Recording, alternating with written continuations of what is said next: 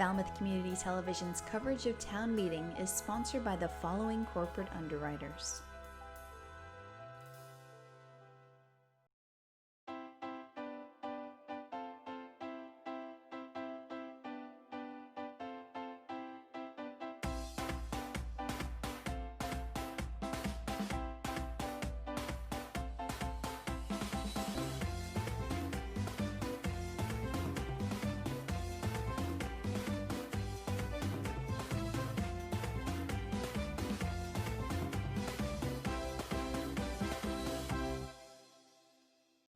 Welcome to the Falmouth Chamber of Commerce.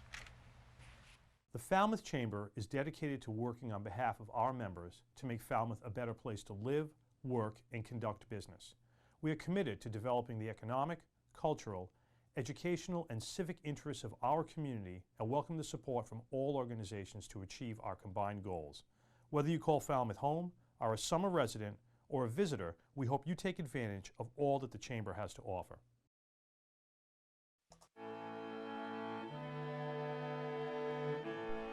Nestled in a classic New England setting amid 200-year-old elm trees and charming colonial homes, stately sea captains' homes, and charming Cape Cod salt boxes, Shoreway Acres is a graceful blend of Cape Cod's past and present. Shoreway Acres, proud sponsor of Falmouth Community Television.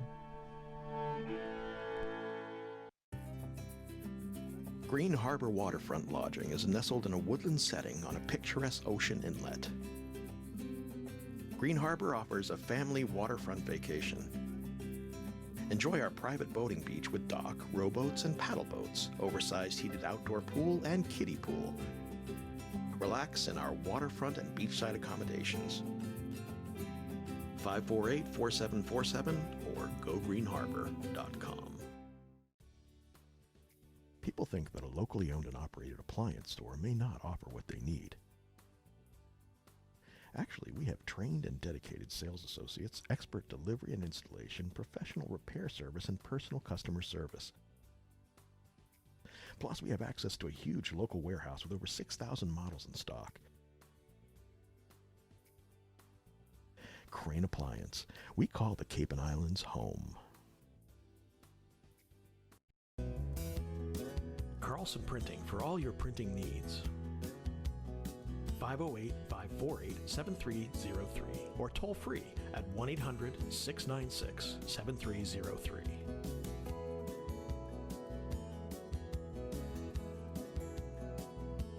Our email address is carlsonprinting@aol.com. Carlson Printing for all your printing needs. Hosting services for fctv.org are provided by Meganet Communications. Meganet offers a wide array of internet services including Mega Backup Cloud Service, server co-location, T1, fiber, Metro Ethernet, as well as telephone services such as hosted PBX and digital voice. Their number one goal is to keep your communications network up and running and allow you to focus on growing your business. 877-634-2638 or meganet.net. The Quarterdeck Restaurant, located on Main Street in the heart of Falmouth, specializing in fresh local seafood and other classic American cuisine, featuring a full bar with friendly staff. And the Bucatino Restaurant and Wine Bar, located in North Falmouth just off Nathan Ellis Highway, featuring catering services with 2 full event rooms serving up classic Italian cuisine. The Quarterdeck Restaurant and Bucatino Restaurant and Wine Bar, we're here to serve all our friends in Falmouth.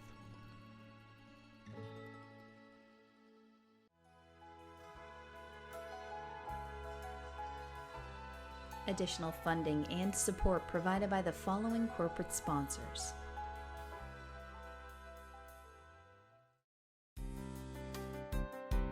Upper Cape Pet Sitting is your local private pet sitting company on the Upper Cape. We specialize in caring for your pets in the comfort of your own home, allowing for consistency in care and routine, dog walking, puppy and cat care, off-leash play, as well as transportation services. Upper Cape Pet Sitting. We treat your pets like our own. Simply Hearing is an independent, locally owned center for all your hearing needs. Simply Hearing is conveniently located in the center of Homeport Professional Offices.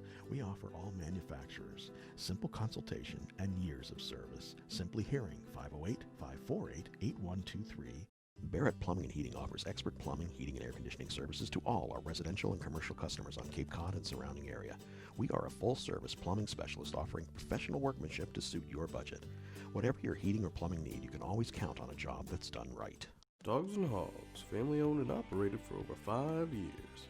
Our slow smoke barbecue is available for dine-in, pickup, or catering, now featuring our homemade barbecue sauce.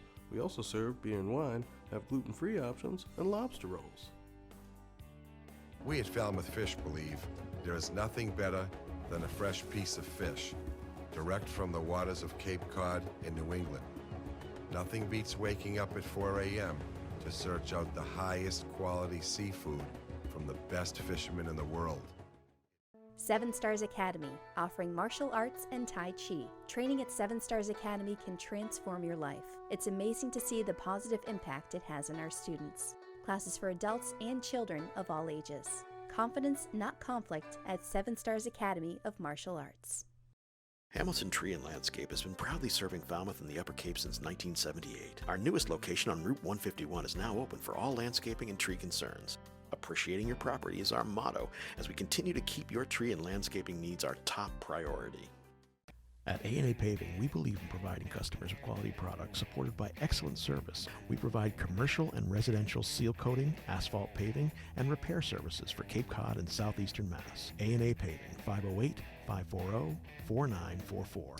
Calfee Insurance, offering insurance policies for your car, home, business, life, and disability. Calfee cares about all your insurance needs. 508-540-2601 and online at calfeeinsurance.com. Thomas J. Bunker and Jeffrey E. Reither are BSS Design, providing land surveying and civil engineering in Falmouth since 1987.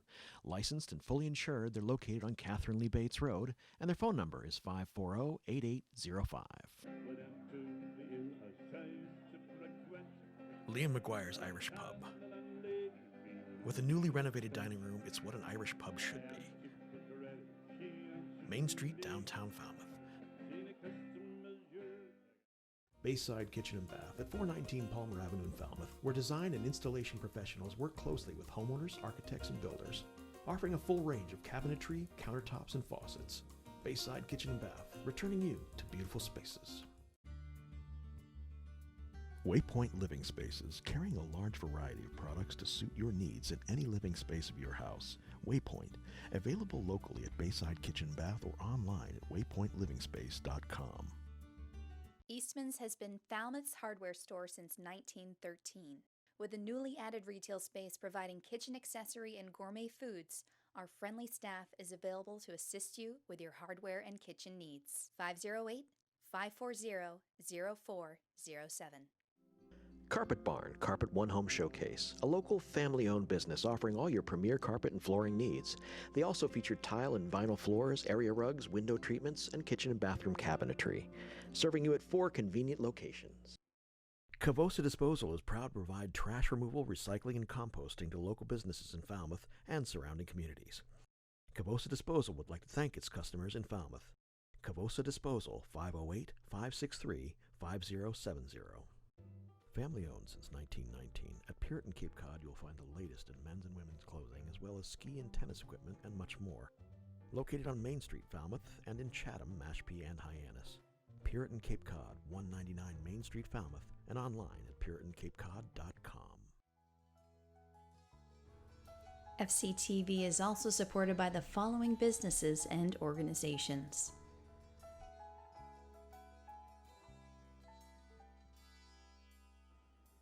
Oppenheim and Nickerson, LLP, 156 Locust Street, 508-548-8255.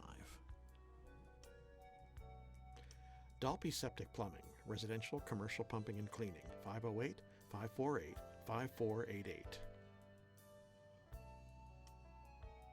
Nobska Lighthouse and Maritime Museum, friendsofnobska.org.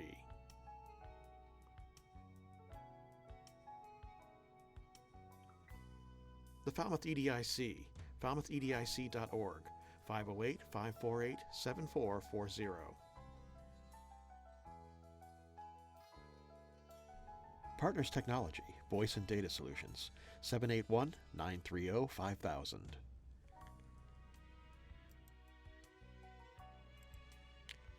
The Annie Hart Cool Team, 508-868-0664.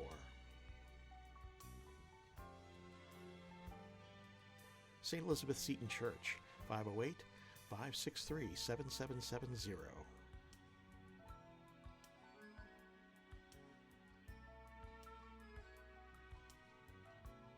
Soares Flower Garden Nursery, 508-548-5288.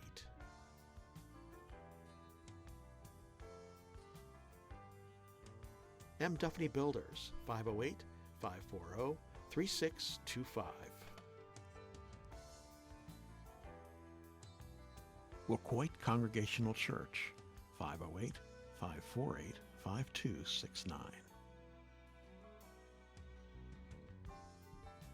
Village Lamp and Repair Shop, 508-274-2057.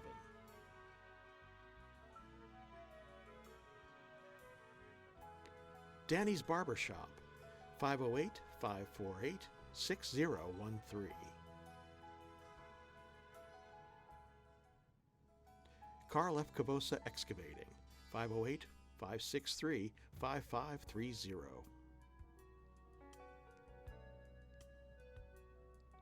Paul's Precision Automotive Repair, 508-548-3164. David Rogers Electric, 508-274-2057.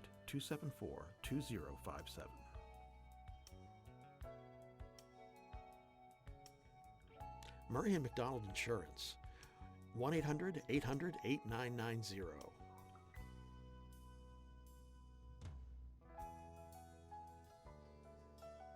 The Davy Tree Expert Company, 508-548-2662.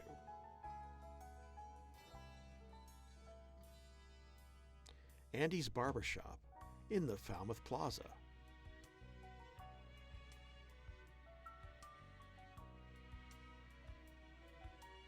Chapman Colin Gleason, 508-540-4172.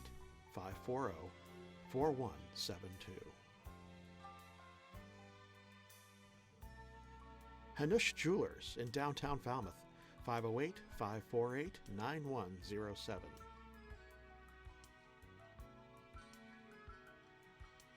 Mahoney's Garden Center, 508-548-4842.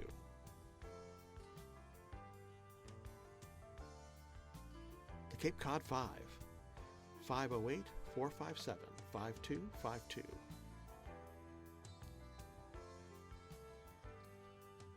Martha's Vineyard Savings Bank in Falmouth and Woods Hole, 508-627-4266.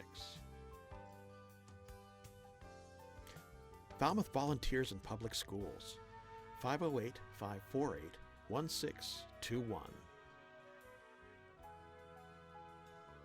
Vidal Metalwork, 508-457-9035.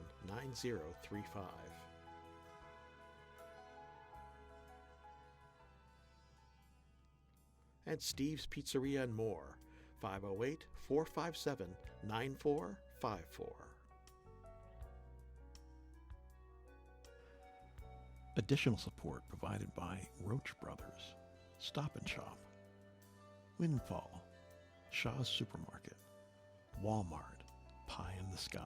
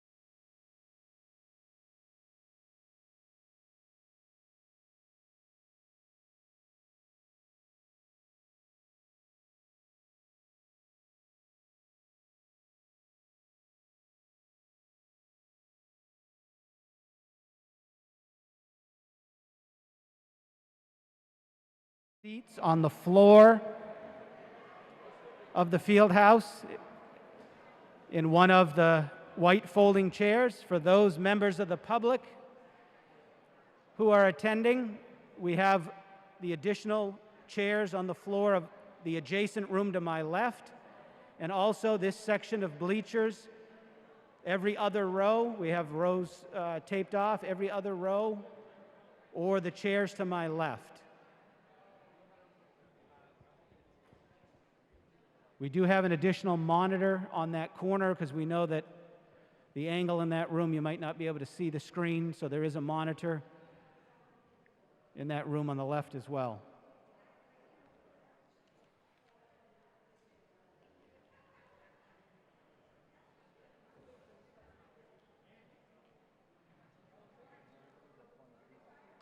Okay, tonight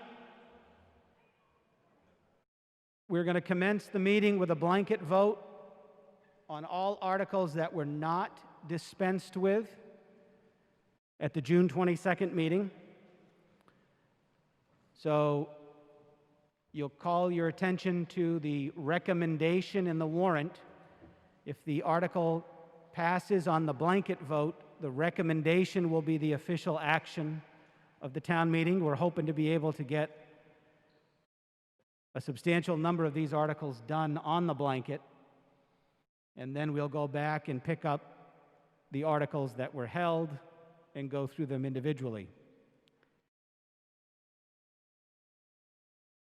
Tonight we will not have a formal break. I'm asking members that if you need to use the facilities, which are to my right, your left in the hallway, if you could just get up during the meeting, go and come back so that we don't have a mass rush at a set period of time with everyone congregating in the restrooms. At the end of the meeting, we're going to dismiss by rows. We're going to ask everyone sitting to my right, starting in the first row, you'll go out that door, and then when they're out, the second row, and just, maintain your physical distancing going out that side. And to my left, same thing. First row, we'll go out the entrance that you came in, most of you, row by row. And that's just so that we can have an orderly flow leaving the meeting. I heard that on the football field last time there was kind of a rush to the gate, so we want to prevent that and try to go row by row. For individuals that want to speak tonight, please stand so that I can see you and put you on the list and recognize you. When I recognize you to speak, the microphone carriers will bring the microphone to you on the stand, and they'll place the stand in front of you. They'll step back. I'll recognize you. You'll speak. There'll be no need to touch the mic. We'll control the audio levels from the back. You'll speak. When you're done, they'll take the mic, wipe it down, and be prepared to bring the microphone with the stand to the next speaker. So you'll speak from your seated locations. Just stand up in front of your chair. For those that are in the bleachers and in the adjacent room, if you'd like to speak, please as well stand up so you can get my attention. And we have a stationary mic to my left that will be controlled. The audio will be controlled by the folks from Carlson Communication. So you will just walk up to the mic. Its level will be put up so that you can speak. And then when you sit down, if there's somebody else out there, I'll add to the list to recognize you. I don't want everyone getting up and running to the mic and standing there. I will put you on the list, we'll recognize you, and then you come down one at a time to speak from the microphone. Tonight, for counted votes, we'll have two divisions. To my left, the first division will be Mr. Netto, and the second division to my right will be Barbara Schneider. Microphone carriers this evening are Ethan Pratt and Logan Manise. Thank you, gentlemen. They are sitting in the front row in front of me here on the right and left, so they will dispatch when I recognize you to speak. I want to remind everyone that we're on FCTV, and also we have our stenographer with us, so make sure you identify yourself clearly by name and precinct each time you speak so that we can have that clearly for the record.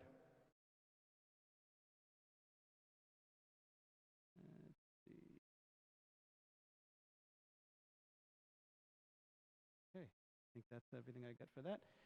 At this point, we will establish a quorum. Would all town meeting members present please rise for the establishment of a quorum and the tellers of return account?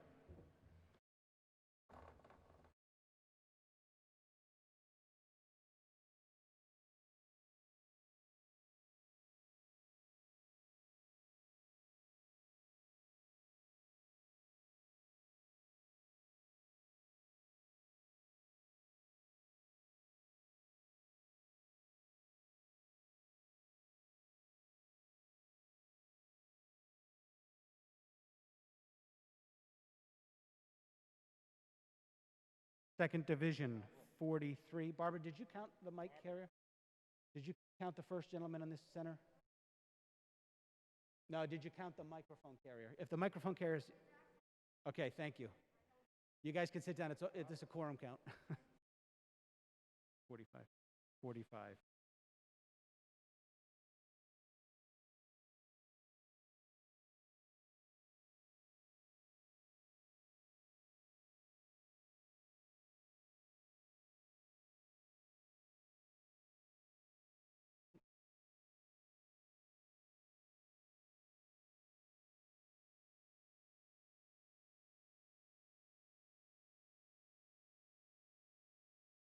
In the First Division, 93. By a counted vote of 138, we have a quorum, and I call the annual town meeting back into session.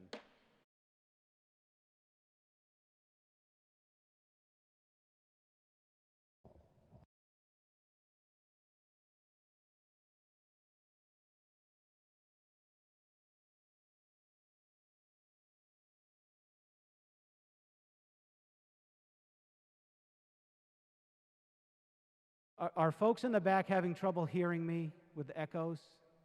A few of you are. Does this change it at all? Okay. Well, I'll stay close to the mic. So we have 138. All present, please rise for the Pledge of Allegiance. I pledge allegiance.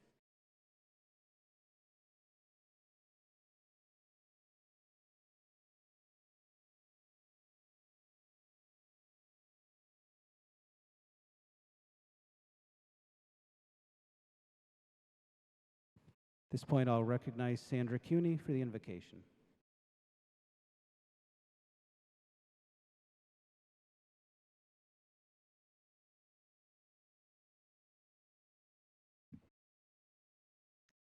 Heavenly Father, may our meeting this evening be not only an exercise of care and concern for our community and its residents, but also an example of how a community can agree and disagree and still be a community. We ask you to watch over and protect our families, our community, our nation, and our world. May your gift of peace become a reality for all. Amen.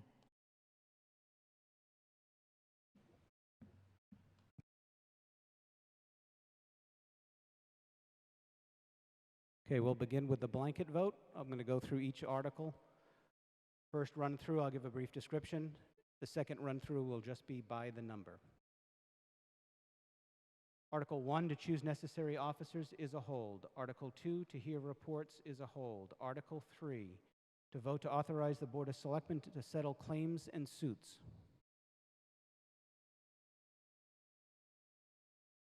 Article 4, to amend the Code of Falmouth by adopting a bylaw for settling claims and suits.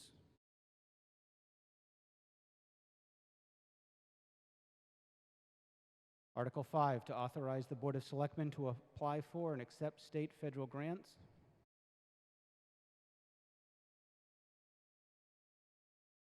Article 6, to amend the Code of Falmouth bylaw for state and federal grant acceptance.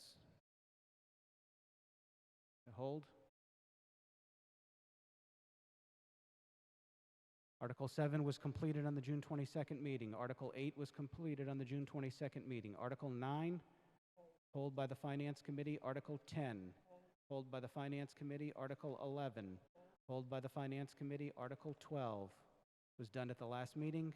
Article 13 was done at the last meeting. Article 14 was done at the last meeting. Article 15, this is to ensure the West Falmouth Fire Station remains opened and staffed. The recommendation is indefinite postponement.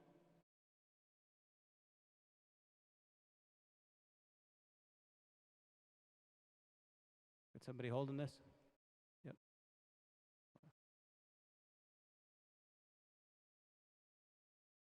Article 16 is a hold by the Finance Committee. Article 17, to appropriate a sum of money to supplement the budget.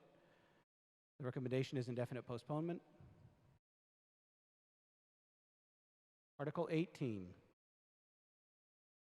this is the department revolving funds. Nope. Done. Article 19, vote to amend the zoning code to rezone from single residence District C to public use, the former senior center property.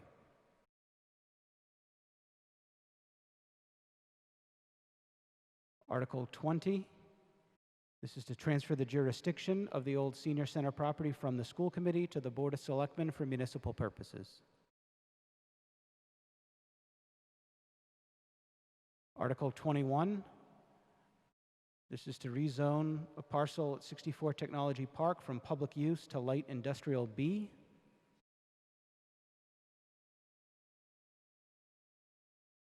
Article 22, to amend the Code of Falmouth, Chapter 240 zoning, light industrial B districts.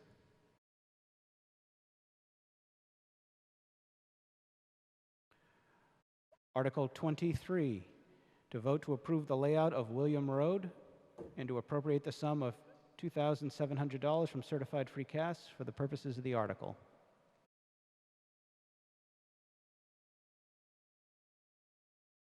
Article 24 is a hold since there's no recommendation. Article 25, to authorize the Board of Selectmen to sell or lease the single-family house at 398 Old Meeting House Road at Tony Andrews Farm.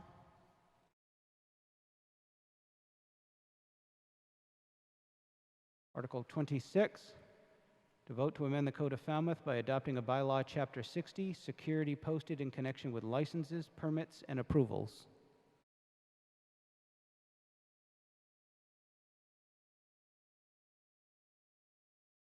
Article 27, to authorize the Board of Selectmen to petition the General Court for a special act to remove all personnel of the Police Department from the provisions of the Civil Service Law.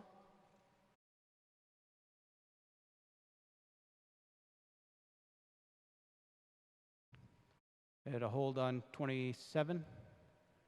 Okay. 28, to authorize the Board of Selectmen to accept a donation of land on Catherine Lee Bates Road as referenced in the 300 Committee Land Trust letter of July 18th, 2019. Article 29, to vote to adopt the provisions of General Law 59 dealing with the BRAVE Act.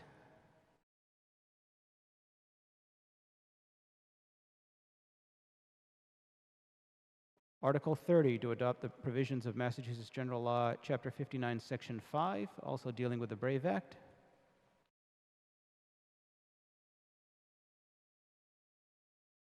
Article 31, to create the position of Affirmative Action Officer. The recommendation is indefinite postponement, and action was taken during the budget at the last town meeting.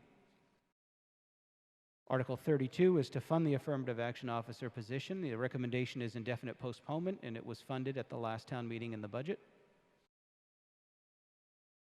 Article 33, to vote to adopt the following general bylaw inserted into the Code of Falmouth, the sale of single-use plastic water bottles. The recommendation is indefinite postponement.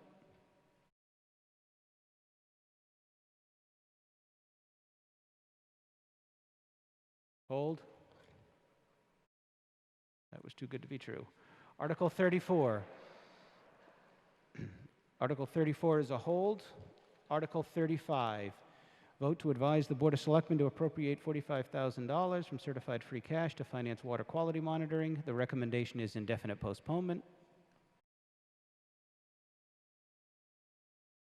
Article 36, to vote to adopt the following bylaw dealing with building permits for municipal buildings. The recommendation is indefinite postponement.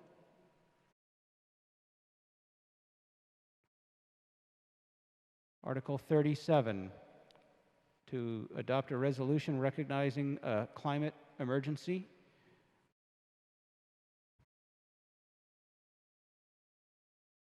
Article 38, to a vote to appropriate the sum of $121,000 from the Community Preservation Estimated Revenues to implement Little Pond Conservation Area Restoration and Access Phase 1.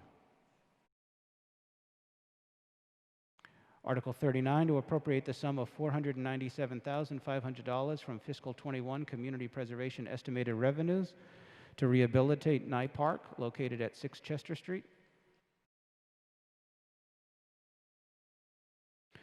Article 40, to appropriate the sum of $151,498, of which $142,498 from undesignated fund balance and $9,000 from budgeted reserve to the Rod and Gun Club to rehabilitate and restore passive recreational uses in the Upper Childs River and Farley Bog.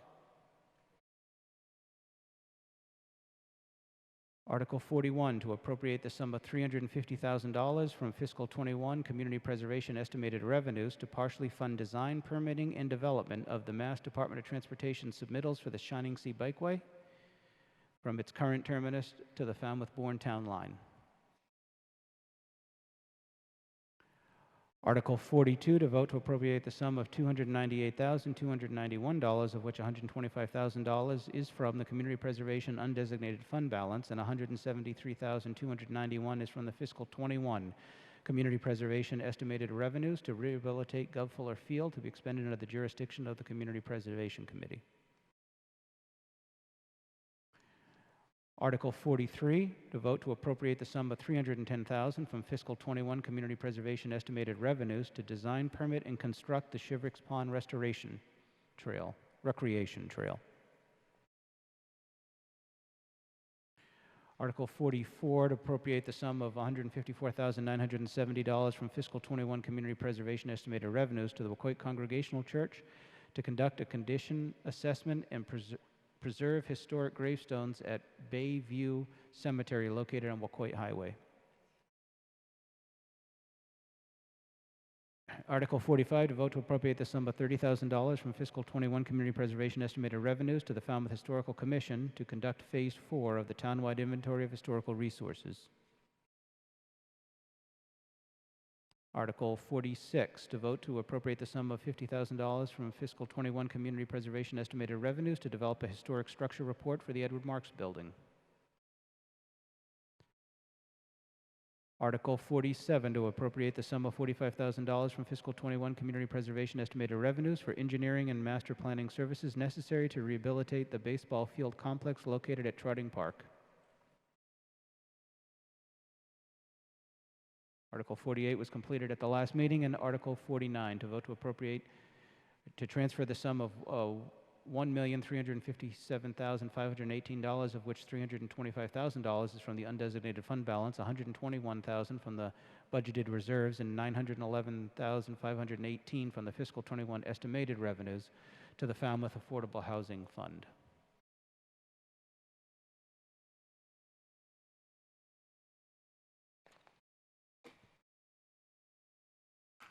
Okay, Article 1 is a hold, Article 2 is a hold, Article 3. Article 4. Article 5. Article 6 is a hold, Article 7 is complete, Article 8 is complete, Article 9 is a hold, Article 10 is a hold, Article 11 is a hold, Article 12 is completed, Article 13 is completed, Article 14 is completed, Article 15 is a hold, Article 16 is a hold, Article 17. Article 18 is completed, Article 19. Article 20. Article 21. Article 22. Article 23. Article 24 is a hold, Article 25. Hold. Article 26.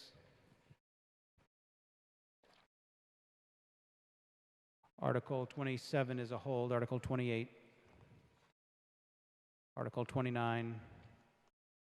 Article 30, Article 31, Article 32, Article 33 as a whole, Article 34 as a whole, Article 35, 36, Article 37, Article 38, Article 39, Article 40, Article 41, Article 42, Article 43, Article 44, Article 45, Article 46, Article 47, Article 48 is completed, and Article 49. Okay, before I take the blanket vote, I need to recognize the Planning Board for notification of public hearing. Forgot to do that before we began the blanket. So could I get a microphone to the Mr. Dyer?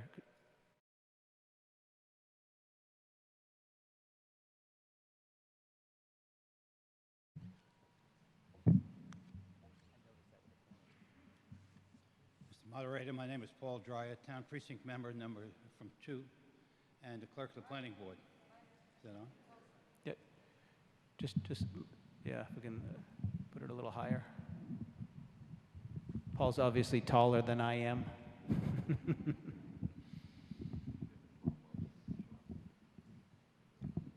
you. Paul Dreyer, Town Meeting Member, Precinct 2, Clerk of the Planning Board. I'd like to read a statement on behalf of the Planning Board. It's all right, he's just making a notification. Just read it off real quick, it doesn't really matter. In accordance with Chapter 48, Section 5, Massachusetts General Law, and Article 43 of the Falmouth Zoning Bylaw, a public hearing was held on February 11th and February 25th on Articles 19, 21, and 22 for the April 2020 Annual Town Meeting, and all those who wish to speak were heard. Thank you.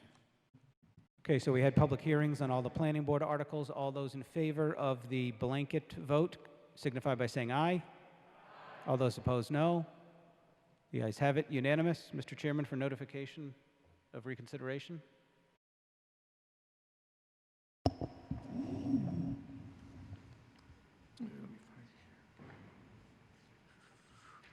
Mr. Moderator, I hereby serve notice of reconsideration of all articles passed under the blanket vote. Okay, notice of reconsideration has been served. Article 1 is to choose all necessary officers, meaning members of the Finance Committee. We have 5 members whose terms were up in April. All 5 of them are active members and wish to be reappointed. And so I will submit the nomination of Judy Magnani, Kathleen Baru, Deborah McGuire, Peter Hargraves, and James Marnell. Are there any further nominations from the floor for Finance Committee? Hearing none, the chair would entertain a motion to close nominations. So moved. All those in favor signify by saying aye. All those opposed, no. The ayes have it. The nominations are closed. All those in favor of the nomination of the 5 names that I read signify by saying aye. All those opposed, no. The ayes have it. Unanimous. Article 2, to hear committee reports. Coastal Resiliency Committee.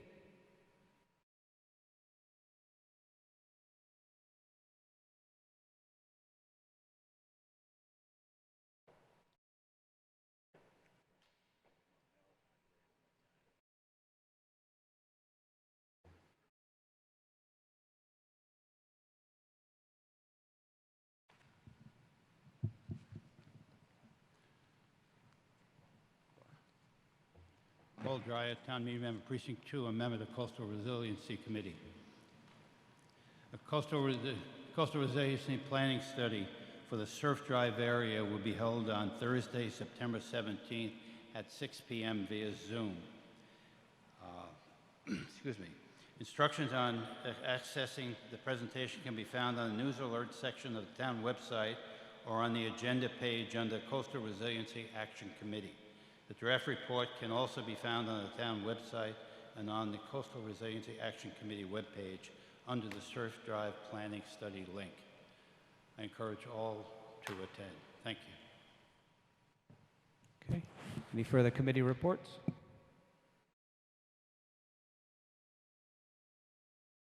Hearing none, the question will come on the main motion to accept reports. All those in favor signify by saying aye.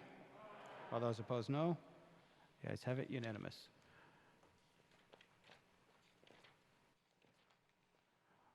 Article 6, Board of Selectmen for the main motion.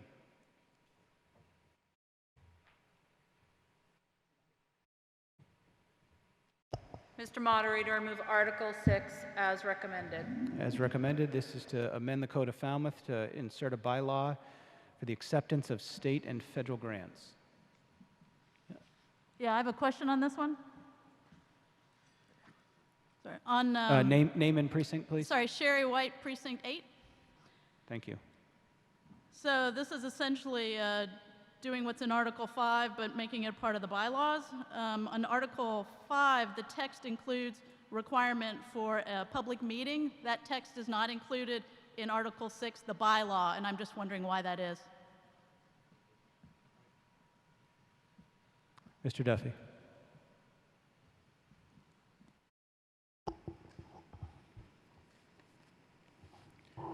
All of the business of the Board of Selectmen has to be done at a public meeting. So therefore, the requirement in the town meeting vote we've been taking every year is really redundant. It all has to take place at a public meeting according to law. Any further questions on Article 6? Hearing on the question. Oh, yep. Microphone to the far left.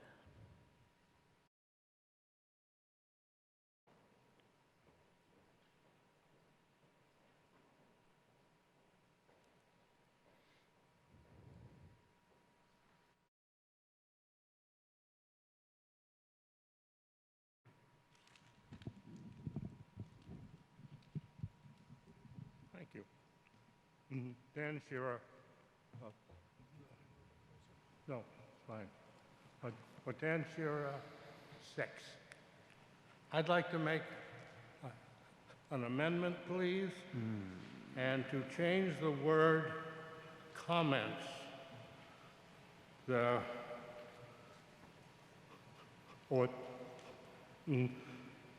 approval. I believe in this, that the Finance Committee shouldn't just make comments that the selectmen can take any way they want. I think they should give them the approval. That would be my amendment.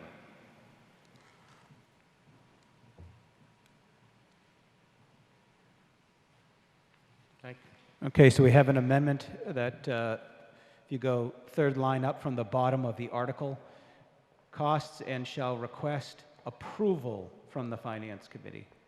Discussion on the amendment.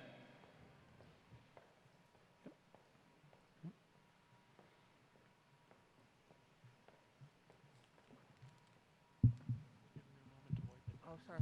Yeah. Vicki Lowell, Precinct 1. I think that's putting a veto on the Finance Committee is something that's always been the purview of the selectmen, so I think it's certainly adequate just to ask for comments from the Finance Committee. This way we'd have to have 2 boards vote to apply for a grant or accept a grant, and that just seems like overkill to me. Thank you. Yeah. Ms. Braga. I can't remember, and it hasn't been as long as many of the folks in this room have, but I can't remember in a period of time when I was either on the Finance Committee or on the Select Board that the Select Board ever went ahead and applied for a grant against the recommendation of the Finance Committee. And someone can correct me if they think of an important event that took place, but in general, we look for the input and are really steered by the guidance of the Finance Committee. Ms. Petit, down here on my left.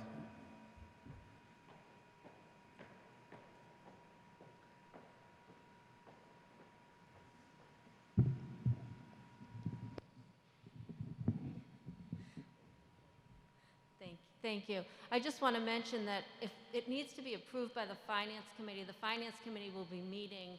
It's hard to get the Finance Committee together on like 48 hours notice if it's going to the Board of Selectmen on a Monday. And it just makes the process extremely difficult, and there's going to be a lot of grants that the Finance Committee might not be able to discuss and approve because of the nature of applying for a grant where it happens, you know, sometimes we have a week, a few days notice, and then it gets on the selectmen's agenda. So having the approval process will really result in a lot less grants being applied for. Okay. Go ahead. Yep. Yep. Schwigel. From the Finance Committee's perspective, rather than approval, we're more interested in just being aware of that there's a commitment of funding going to be required by the town for future decisions that we might make in that area. So we don't vote to approve the grant. It was more of that we were aware of the grant and the financial commitment to the town should the grant be approved. Microphone to the left. Mr. Noonan.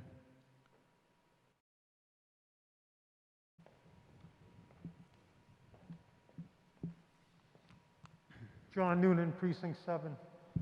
My question is, might not be relevant to this question, but the question is, have we taken the necessary steps to make sure we don't lose another email as we lost for the $400,000 grant from the state over them missing it?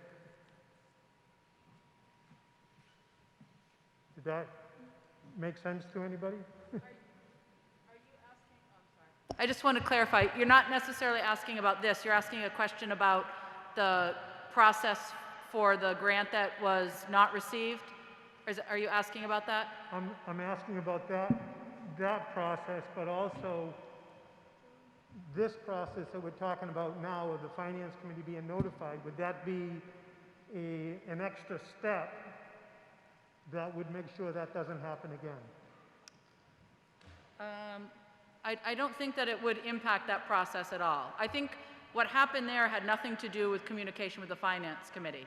So, you know, the habit has always been that there's generally a subcommittee of the Finance Committee that will look at an issue of a grant that's come that we're going to apply for and weigh in and say, this looks okay, or we have concerns, or ask follow-up questions. The question you're asking about with that missed opportunity for those grant funds wouldn't be impacted by what we're talking about here. So having a second committee being aware of it would not impact making sure it was followed up? No, well, I don't want to get too far off the topic, but what happened there is the application was sent out and the recipient indicated that they never received it. So Finance Committee wouldn't have had a role necessarily in that, even with this process in place. Okay. Yeah, to my left.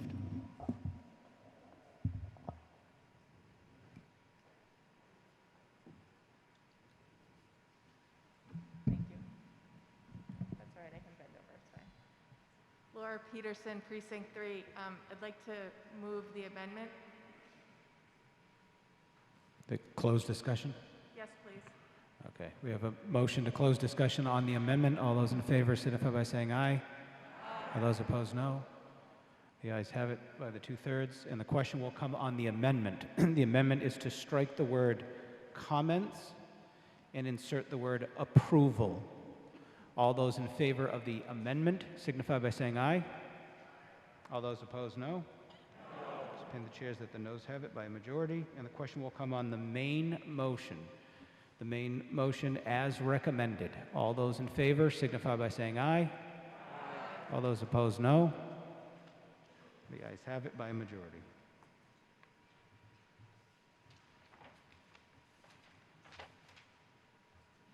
Article 9, Mr. Chairman.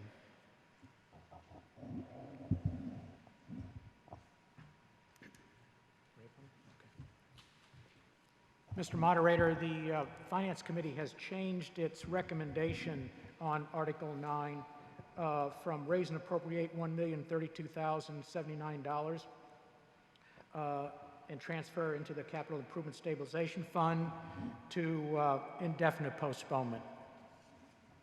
Okay, we have a series of holds here that the Finance Committee, based on the current situation have decided to indefinitely postpone what was an original positive recommendation. So the main motion, as you know, I only take an IP if it's the only one on the floor, and this is the recommendation of the Finance Committee. Is there anyone that would like to make a positive motion? If not, we'll take IP. Okay, all those in favor? Yeah, you have a question, Ms. Cuny? Yeah. Could you just tell us why? Sure. At the last town meeting, the town decided not to fund this particular payment, and it was one of the cost savings procedures that they undertook. So we had originally recommended to fund it, and then since they decided not to fund it, we are changing our recommendation to indefinite postponement. Okay, the main motion is indefinite postponement. All those in favor signify by saying aye. All those opposed, no. The ayes have it, unanimous. Article 10, Mr. Chairman. Thank you, Mr. Moderator. Again, this is Article 10. The Finance Committee originally voted to raise and appropriate $500,000 and transfer into the other post-employment benefits trust fund. The town did not undertake that effort, and we're changing our recommendation to indefinite postponement. Okay, you've all heard the main motion, indefinite postponement. All those in favor signify by saying aye. Aye. All those opposed, no. The ayes have it. Article 11, Mr. Chairman. Thank you, Mr. Moderator. Article 11, we originally, the Finance Committee recommended to raise and appropriate $140,000 and transfer it into the Workmen's Compensation Trust Fund. Again, this was not undertaken by the town, and we're changing our recommendation indefinite postponement.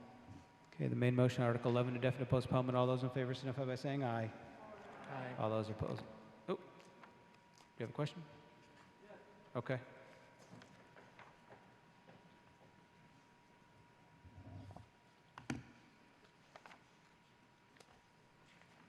Joe Netto, Precinct 9, to the Chairman of the Finance Committee. Financially, if these were raised and appropriate, in other words, we do not have this money per se now, correct? Correct. Okay, so this would affect an infinitesimal decrease of the tax rate? Is that what you're saying? So in other words, we do not have to raise and appropriate.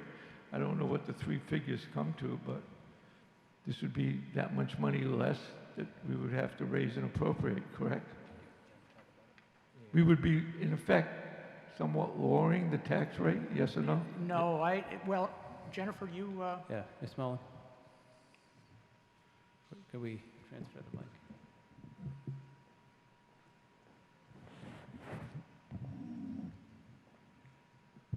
Thank you. If you remember at the last town meeting when we passed the budget, we significantly reduced state aid and estimated receipts because of the uncertainty of, the economic downturn due to the pandemic. And so when we did that, we didn't take up these articles, but we weren't funding these reserve funds in order to fund the budget. So no, it's not a decrease in the tax rate. We do take Proposition 2.5. We take that every year. It's in our fiscal policy.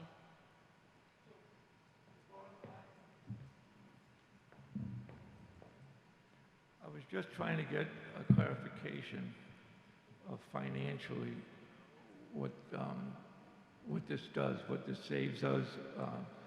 That's the point I was trying to make, so that the people watching this could see that we are trying to do things in this tough economic times. Obviously, I know why we're doing it. I just wanted to make it clear so other people might understand it. That's all, Jennifer. If you could.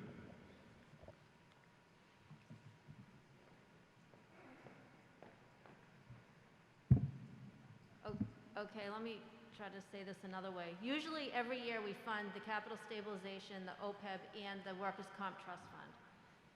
We take that raise and appropriate part of Proposition 2.5 and we put it into these reserve funds. This year we're not doing that. We're using that money to fund the budget because there are other areas of estimated revenue we had to decrease. Our estimated receipts, our lodging tax, our meals tax, our state aid. We needed to decrease those for this fiscal year in our projections. So that's why we're not funding those, we're funding the budget. It's not gonna, we're gonna take that Proposition 2.5 like we normally do for the tax rate. We're just not funding these articles. Okay, the main motion is indefinite postponement. All those in favor signify by saying aye. All those opposed, no. The ayes have it, unanimous. Article 15, this is to vote to ask the selectmen to ensure the West Falmouth Fire Station remains open and staffed until such time that a new station is constructed.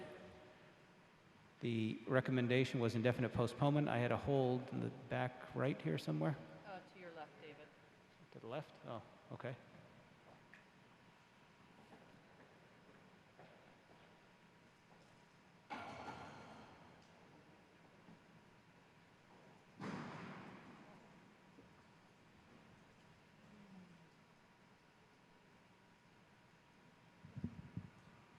Tom Peterson, Precinct 1. I held this article for Mark Finneran. Okay, you're going to put a positive motion on the floor? Make a motion to let Mark Finneran speak on Article 15. Yeah, but I need a motion on the article as printed? Yes. Okay. The main motion, Article 15 as printed. Mr. Finneran. You, Mr. Moderator, town meeting members. This article obviously was originally meant for a normal spring town meeting. It was meant to coincide with the article of the override, so people at that point in time could have their say. There were many people who thought that the override was going to provide firefighters and funding to keep the West Falmouth Fire Station open. Obviously, that wasn't the case. A fire department.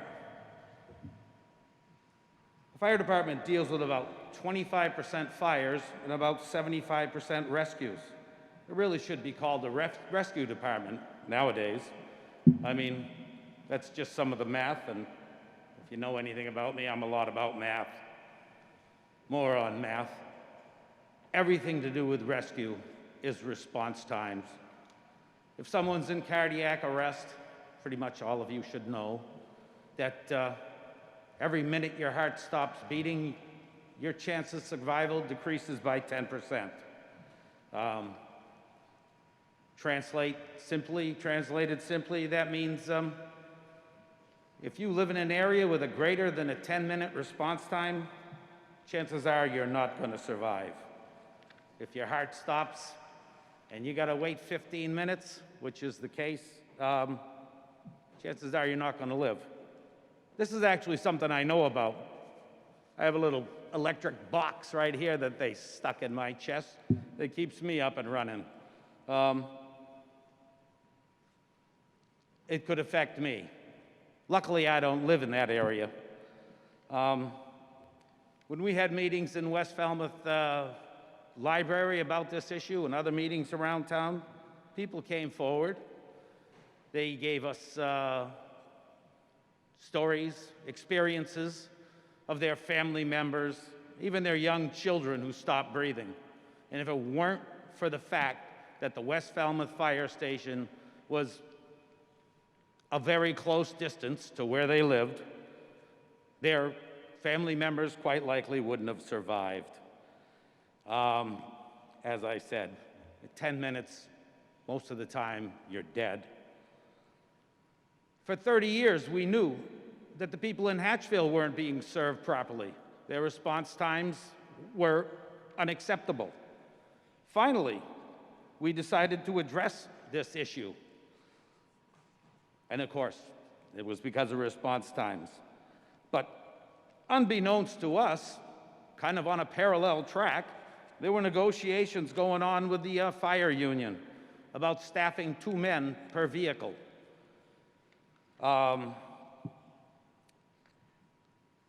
We then realized that as a result of this, West Falmouth Fire Station would be closed. Actually, we didn't realize that. The newspaper stories, the statements from town officials were more than ambiguous. We were told it was opened but not staffed. I don't know exactly what that means. It sounds like doublespeak for closed to me. As I say, we heard from many people whose family members had been saved from unfortunate or whatever, death, because the station was there. We were also told at one of those meetings, when it was asked by Malcolm Donald, he asked the obvious question, and I was going to ask the same, but he beat me to it. Why couldn't we simply staff that thing with an SUV with one man, just to ensure that the people in that area would receive 10-minute response times or less? We were told that wasn't possible. Excuse me, and that was by our retired fire chief, Mr. Small. If up to 80% of the calls that the fire and rescue department responds to are rescue, and we were told at those very same meetings that the Woods Hole fire station was there and its basic main purpose was to back up Main Street, how can having a one-man SUV in West Falmouth not be a good idea? And as I say, this article was meant to be in a regular town meeting before or after the override. And I just want to continue this. I put this through. I want to follow through with it. And before I put it out on the floor, because it's basically up to you, town meeting members, to ensure that everyone in town is protected equally and as best as possible, I have just one question for the acting fire chief. And I'd also like to add that we all know that we operate under a weak chief system, basically it's called. And that means that actually the fire chief and the police chief is the town manager. But I'd still like to ask the acting fire chief, why exactly can we not put one man in West Falmouth in an SUV at a very bare minimum to protect those people? When we're planning on building a fire station in Hatchville to greater and better cover our town, this seems like a step backwards. And I'd just like to ask why we can't have, at the very least, an SUV in West Falmouth with a paramedic just to save those people that need service within 10 minutes. That's it. Okay, Chief, do you want to address that?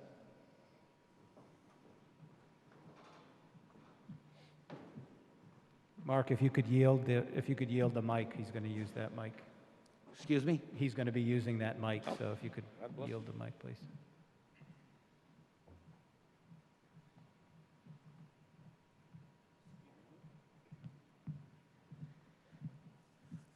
Good evening. Timothy Smith, currently acting fire chief, also precinct 6. As many know, the station is in service, West Falmouth, when we have 16 personnel on duty. We achieved 16 personnel through a voluntary overtime request that was made part of an agreement that was initiated July 1st.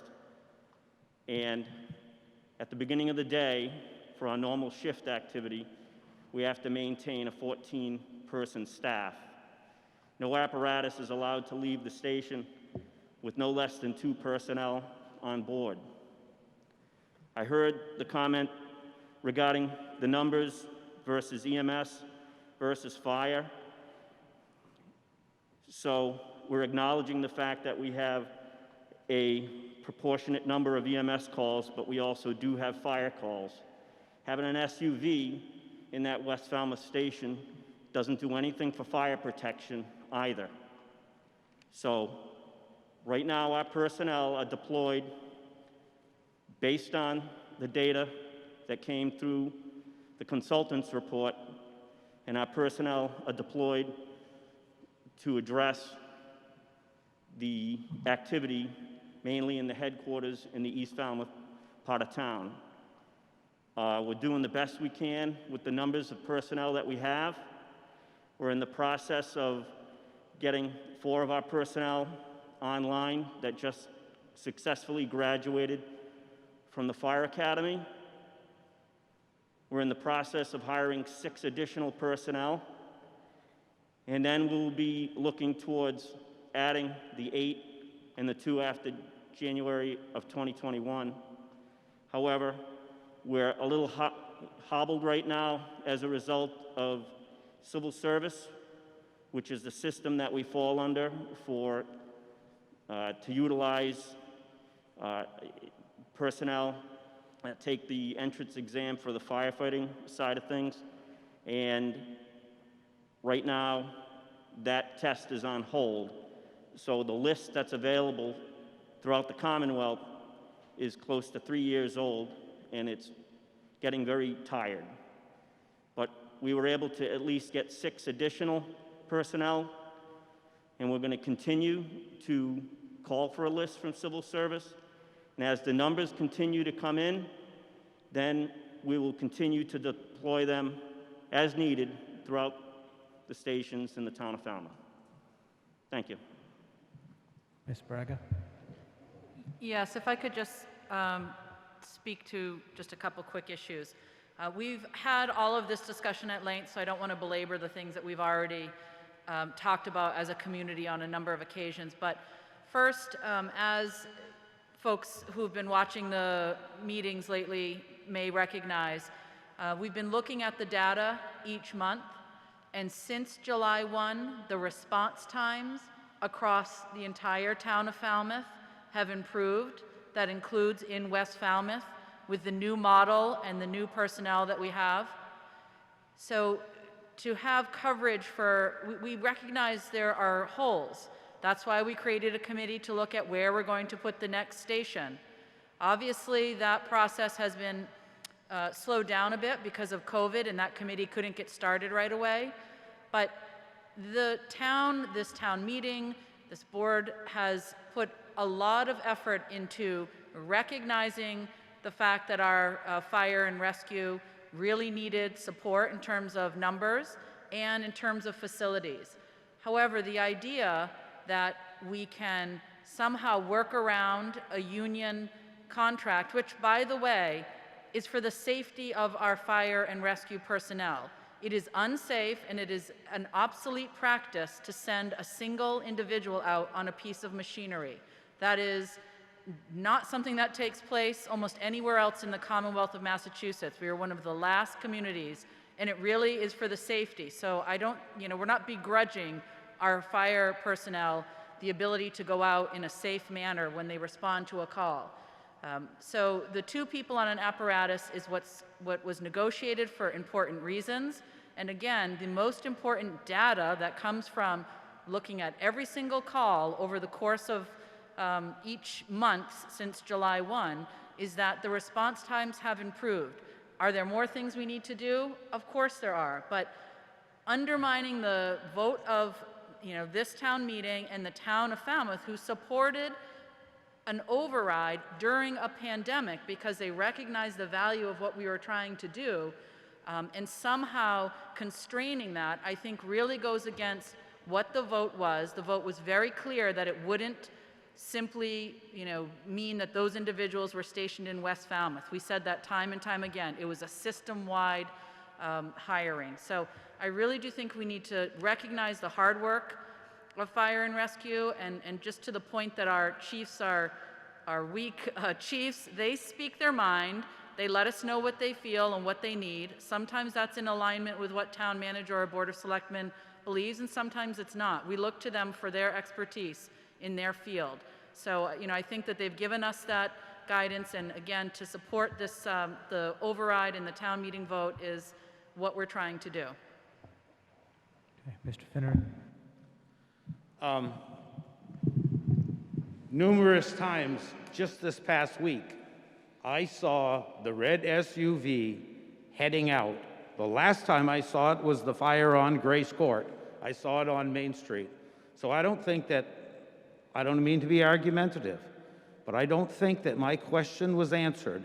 Why can we not staff West Falmouth with an SUV with one man in it if we can do it on other parts of town, in other parts of town?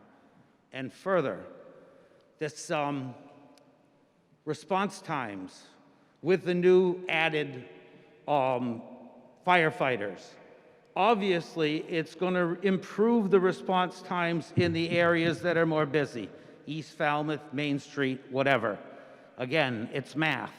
You cannot tell me that a piece of apparatus, whether it comes from North Falmouth or from Main Street or from wherever, isn't faster than having service in your neighborhood. We're going backwards, and I'd still like an answer to my question. Why can we use an SUV with one man, obviously a paramedic, on Main Street, but we can't use it to serve the people of West Falmouth? It's a simple question, and I still haven't gotten an answer. Thank you. Chief?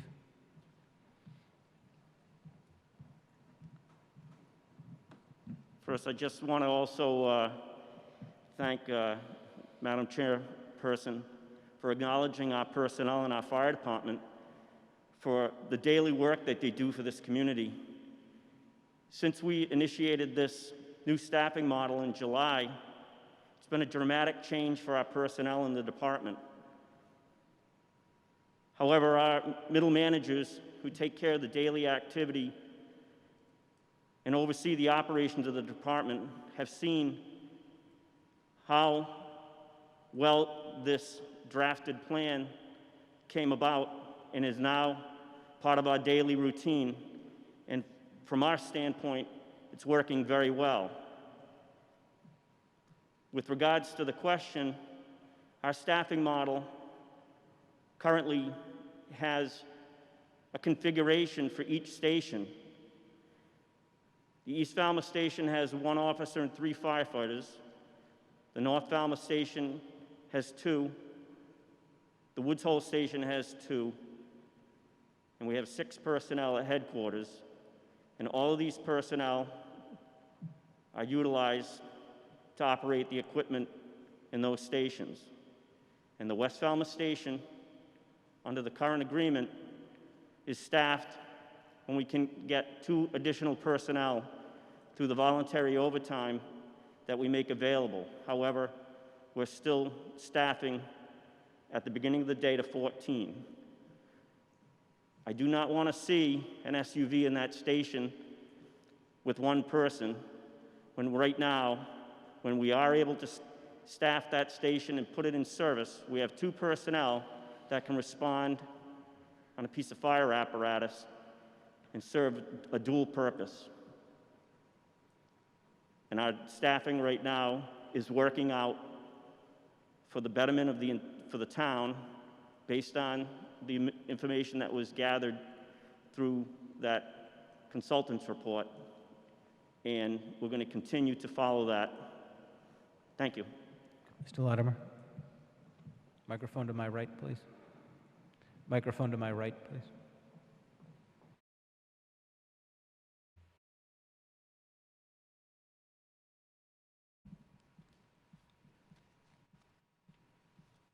Thank you, Mr. Moderator. Richard Latimer, Precinct 1. I'm a little hard of hearing, and I have a related point of order. The acoustics in here are awful, and it's made worse by people speaking through face masks, which muffle their voices so that the reverberations are of muffled voices and not clear voices. And I have 2 requests. One is that if possible, people take down their mask to speak directly into the microphone. The other one is, Mr. Moderator, to you. Context is very helpful for people, so if the moderator could just simply announce before every article, this is Article bump, so that everyone can understand. I had to ask a fellow town meeting member to understand that we were talking about Article 15. Well, I announced that, and we had a main motion. Yeah, but I understand that it's hard to hear with the echo, but I did announce the article, I read it, we had a main motion put on the floor, and then we began debate. Do we have any of those satellite listening devices? You have two of them. Richard, do you want So the thing that plugs you right into the... If you could just simply say, this is article, and then allow people to speak, that would be Yep. very helpful. No, we can do that too, but the thing that you used at Lawrence School, Thank you. we have that. We have the device you used at Lawrence. Oh, I have a hearing aid. I'm using a hearing aid. No, but this goes directly into the microphone Okay, system. I'll try that, yeah. Yeah. Okay, yeah. Okay, Mr. Noonan?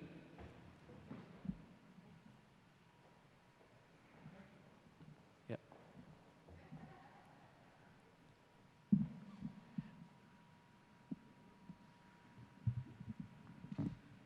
John Noonan, Precinct 7.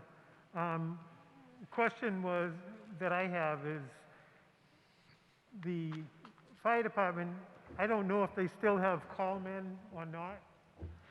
I don't know if they still have call men or not, and if they do, is the request for additional help put out to the call men or women?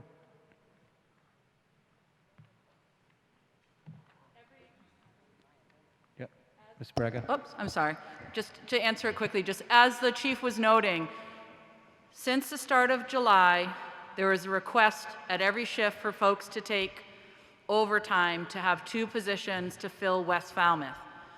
It was a discussion that I, along with town management, had with the union and with Chief Small at the time, back in the winter before we went to the July schedule, recognizing that we were going to have this challenge. And the union has really been incredibly helpful to try to get folks to staff. It hasn't been perfect, we recognize that. But when there are 2 individuals extra, so 16 at the start of the shift, 2 go to West Falmouth. If there's 1 extra, that individual is generally placed in North Falmouth to create a more robust response from that station. So it is happening that the request is going out. It's a blanket request for every shift for extra 2 individuals. 2 permanent as well as call men?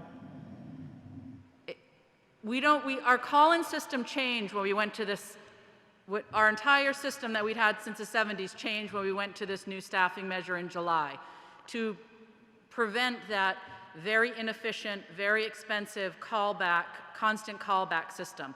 We don't have that same system. So we don't force anyone into those 2, but we ask for it. Oh, are you asking if we have call firefighters? Yes. I'm sorry, I didn't understand what you were asking. We don't have a volunteer firefighter system that we used to. Thank you.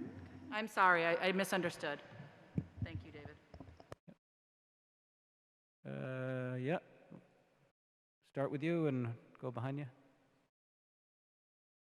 The gentleman in the green, yeah, the one you were right at, yeah. I can't tell who they are because they got masks on, so whoever that is in the green shirt. Malcolm Donald, Mr. Donald. Precinct 6. I don't feel like we still do not have a good answer from the chief. All he says, he doesn't want to have a fireman in an SUV. So I would like to ask the chief, why doesn't he want to? I mean, I don't want to be here tonight taking my time, but I'm here.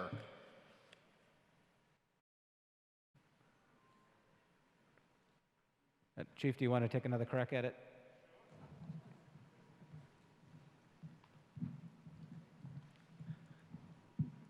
To staff that SUV that's being discussed would require us to remove one of our personnel from headquarters, and right now it stands at 6. 1 shift commander, 1 lieutenant as a company officer, and then we have 1 for the paramedic vehicle that is a response vehicle for the remainder of the town, and then the personnel that are on the ambulance. So right now, our staffing at headquarters is a total of 6 personnel, and that comes into play. As soon as that ambulance goes out at headquarters, we drop down by 2, we're down by 4. So the way that our numbers work right now in the activity that we have, we get simultaneous calls, so those additional personnel at headquarters are being utilized for additional calls that are going to be coming into the station. one being the paramedic that's in a fly vehicle, and the others are for fire response. And to even take one person away based on the staffing model that we currently have, to deploy them in an SUV to West Falmouth is not going to keep this system working as efficiently as it has since July 1st. So we're going to continue to do what we've set out to do with this plan in agreement with the town and the union, and we're going to continue to try and get personnel at the beginning of the day that are willing to work and staff the fire apparatus at the West Falmouth station, and again, utilize it in that area. Mr. Donald. My second question goes to the volunteers on a per shift basis. Apparently, if you only get one fire medic to volunteer, they get sent to North Falmouth. Why can't that one paramedic be sent to West Falmouth in an SUV? And a follow-up on that is, why spend the money to have just one paramedic to go to North Falmouth? Chief?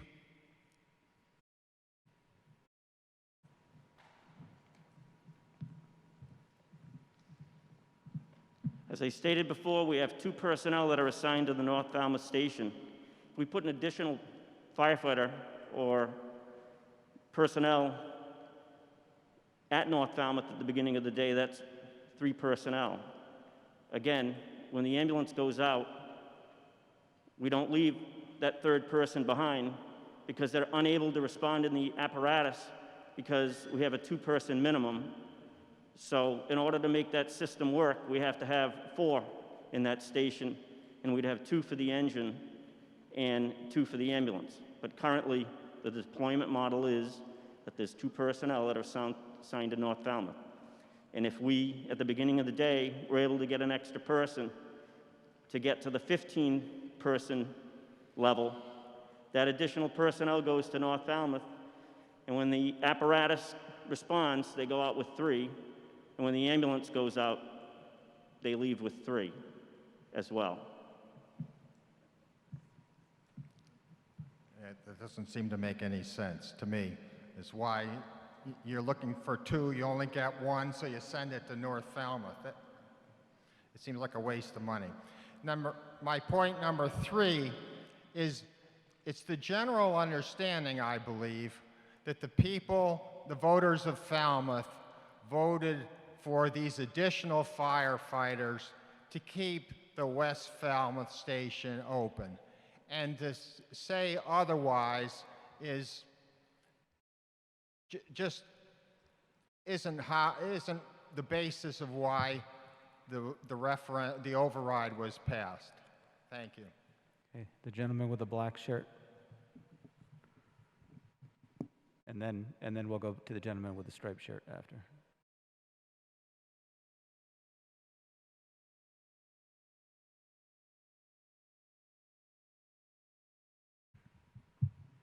Thank you, Mr. Moderator. Paul Cap, Precinct 3. As opposed to voluntary overtime, where it's hit or miss, how about mandatory overtime? That way, the station will be manned. Unless the union is so strong that they won't allow us to mandate overtime, I don't see, it seems to be a simple reasonable solution to keeping the station manned constantly.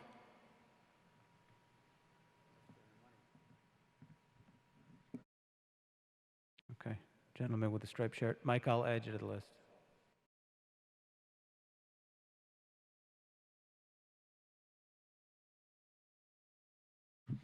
Thank you. Paul Sellers, Precinct 6. Fully aware of how all this came about. I'm a resident of West Falmouth on Old Dock Road. And you probably saw this evening a number of my fellow residents from the neighborhood out there, some 30 to 40 people, the same people that were showing up week after week to selectmen's meetings, the same people that championed the override to get the additional 8 firefighters. And they were aware that those 8 firefighters were no guarantee whatsoever that West Falmouth was going to stay open. That was the number, the figure that the chief at the time had said it would take to be fully complemented to have a fully staffed Falmouth Fire Department. So on good faith, the residents of West Falmouth championed that override. You at town meeting supported that override to give us what would be a fully staffed fire department here in Falmouth. The voters of Falmouth overwhelmingly supported those 8 firefighters be hired. So we're in a situation now where we're looking at building a new fire station in the future. We're looking for a plan that will adequately cover the town. West Falmouth Fire Station may not be part of that in the end. I recognize that. But to leave us with inadequate coverage, even though we've heard that there are numbers that support that we've seen an increase in response time, there's some debate on the other side, obviously, that that might not be the case. But we would ask that this non-binding resolution is just another step for town meeting to tell our administration, tell our fire department that you're supporting your residents, you're supporting your neighbors, and I would ask that you please vote yes on this non-binding resolution to keep the West Falmouth Fire Station open. Thank you. Okay. Mr. Patamas? Oh, no, microphone, yep. No, I can't hear you at home.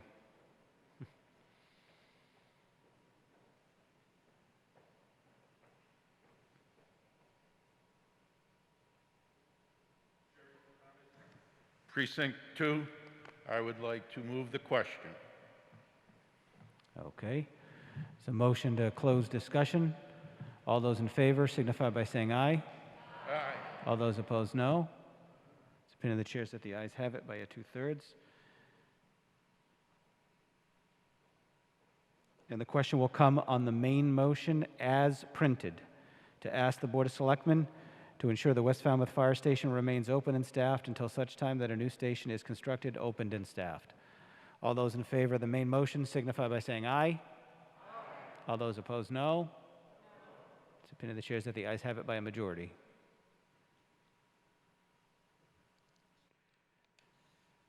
Article 16. Mr. Chairman? Thank you, Mr. Moderator. The Finance Committee has changed the recommendation on Article 16 from transferring $698,000 within the FY 2020 budget. And this was undertaken, we want an indefinite postponement recommendation. This was undertaken at our last meeting way back in May, where they transferred $666,500. Okay, so the main motion is indefinite postponement. All those in favor signify by saying aye. Aye. All those opposed, no. The ayes have it, unanimous. Article 24. Madam Chair of the Board of Selectmen for the main motion.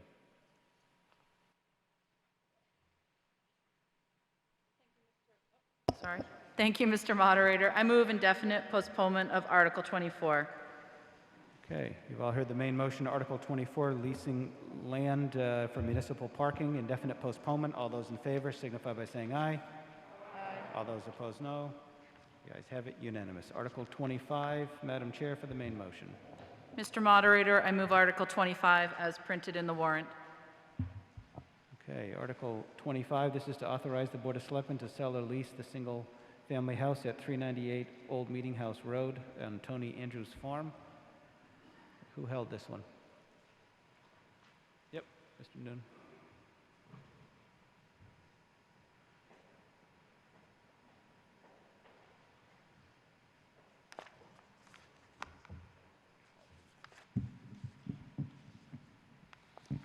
John Noonan, Precinct 7. My question on this motion is, why is it to sell or lease when we are always asking for affordable housing in town?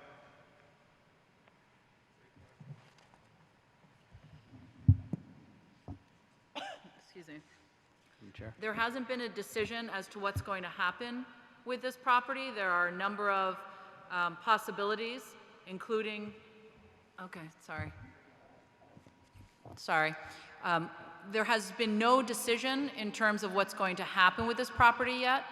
There are a number of considerations, and there'll be a lot of public discourse and dialogue about it. I think this really is just clarifying that the Board of Selectmen, because of the way the parcel was acquired, would have the right to make those decisions. And again, there'll be, we talked about it recently at a Board of Selectmen's meeting. There's discussions about how that piece of property can be best utilized, possibly in concert with the farm itself. But there is no plan that has been decided on at present. Mr. Noonan? I'm trying to think of how to address this. It's not that I don't trust the Board of Selectmen, but to come to the town meeting when you haven't had the meetings or a decision of which way you want to go, to ask us to give you a blanket okay doesn't seem right. Doesn't seem a good way to run a business. Okay. Any further discussion?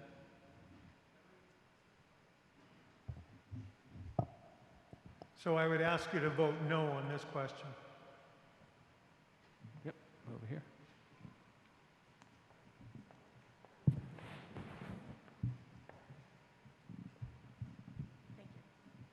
Laura Peterson, Precinct 3.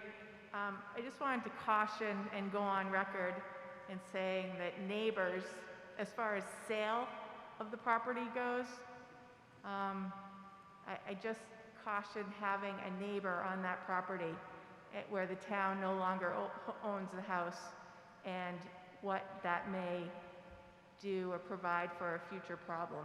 So I just wanted to go on record saying that. And that I love my neighbors. Thank you. Okay, further discussion, Article 25. I see Sue Shepherd. Yep, Ms. Shepherd.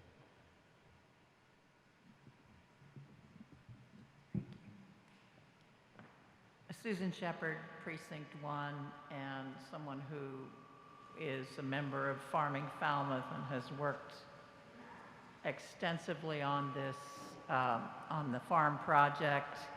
The farm needs that lot. It is the only piece of property up there that doesn't have a conservation restriction on it. It's the only piece of property that you could build new storage or new greenhouse facilities, let alone any number of other things, commercial kitchen, cold storage, et cetera. You can't build new buildings on the farm itself. So to keep that piece of property with the farm is absolutely essential. Thank you. Okay, we have another gentleman in the back there.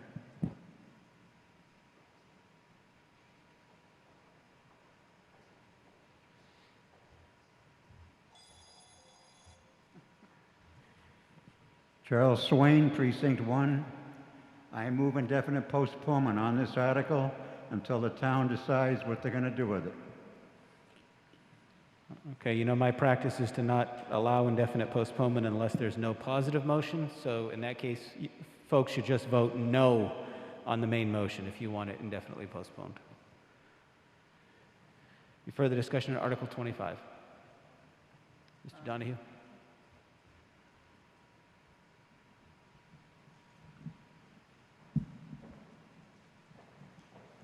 It bothers me that you specifically are looking to lease this property to someone.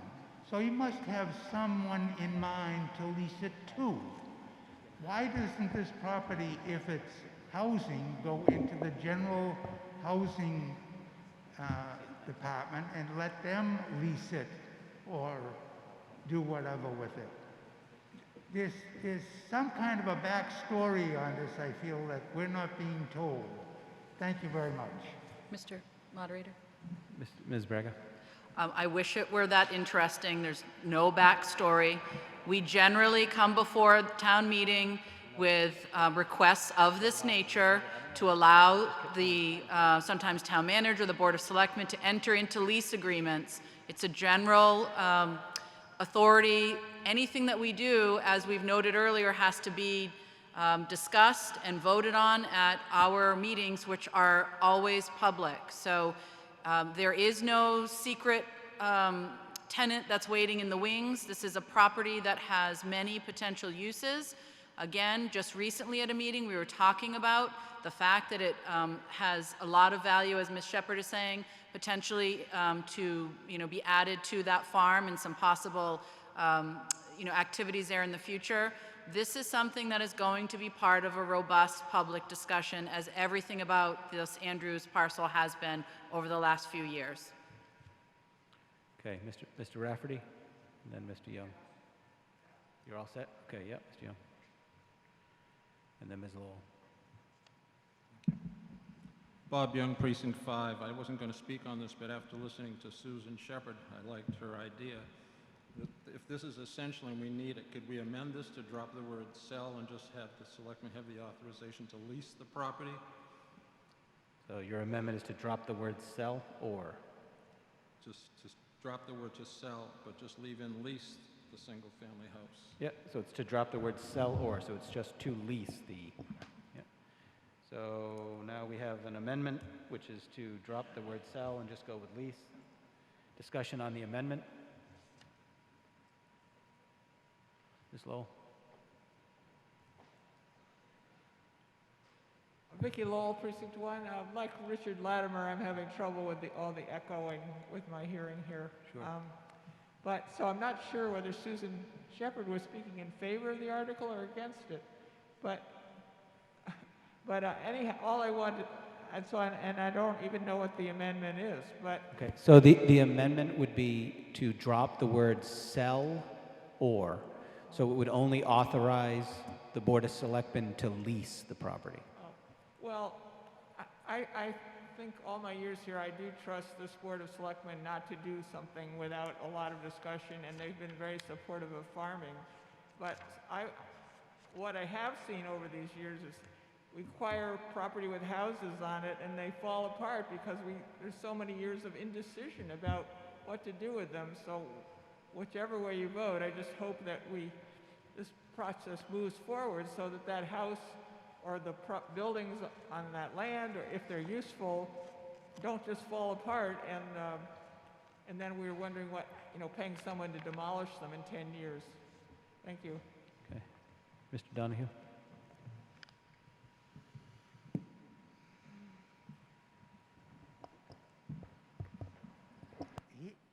Here again, I think we're putting the cart before the horse. We're giving the selectmen permission to do whatever with this property. We can sell it, we can lease it, and we don't have to come back to you folks and ask your permission or get any guidance from town meeting on what they do. They could lease it for $1, or they could sell it for $1 million. We have once we vote for this, we have no right to say anything afterwards. We can go to their meeting and complain or vote hooray for them, all depending on what they're doing. But I want you to, I believe, if I'm correct, Mr. Moderator, am I correct? Once this vote is done in an affirmative, we cannot go back and do anything about it.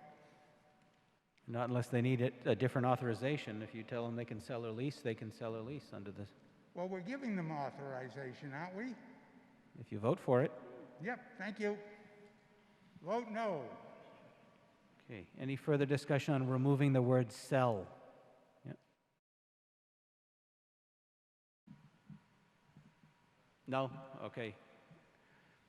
On the amendment, anything else on removing the word sell? All right, the question will come on just the amendment to remove the word sell. All those in favor signify by saying aye. All those opposed, no. It's appearing the chairs that the noes have it by a majority. Discussion is back on the main motion.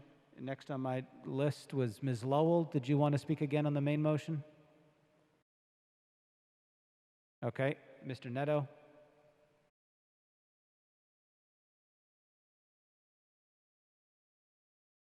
I got you on the list.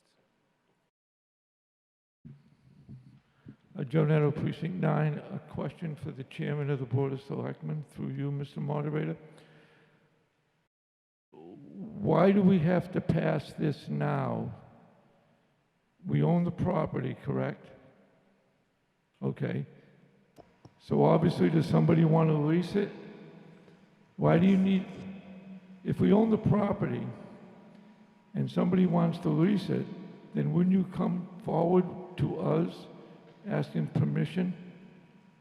Right. Mr. Neto, we only have 2 times a year where we come and meet as a body to get permission from town meeting.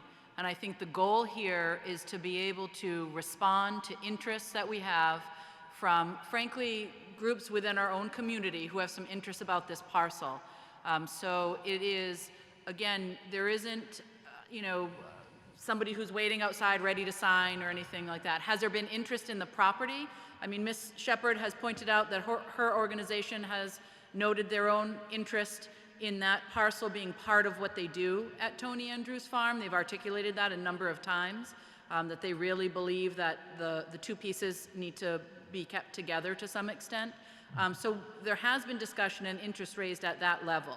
And I think the goal is for there to be a nimbleness to respond if a plan comes before the board again that would be addressed in our meetings. And maybe, Mr. Moderator, if Mr. Johnson stopped, because he has been the point person for this particular project. Okay. If we could do a mic change. And then if I could have you staged with Mr. Bidwell for the next speaker. Mr. Bidwell, could you stand up so we can see you? I think it's Mr. Bidwell. Peter Johnson, Staub, Assistant Town Manager. So I just wanted to point out that there is a procurement process required. So the normal procedure would be for the select board to first come to this body to seek authorization to lease or sell the property, and then we would issue a request for proposals. It must be a competitive procurement to enter a lease or to sell the property. So it's a lot of time when you're dealing with real estate disposition. There's a lot of time required both on the staff end to prepare that proposal and evaluate the proposals, as well as the respondents who are preparing those proposals. So we don't want to go through a competitive procurement process and then bring it to town meeting only to have town meeting say no. We really need to first get this body's approval to either lease or sell the property, and then we issue the competitive procurement. Mr. Neto.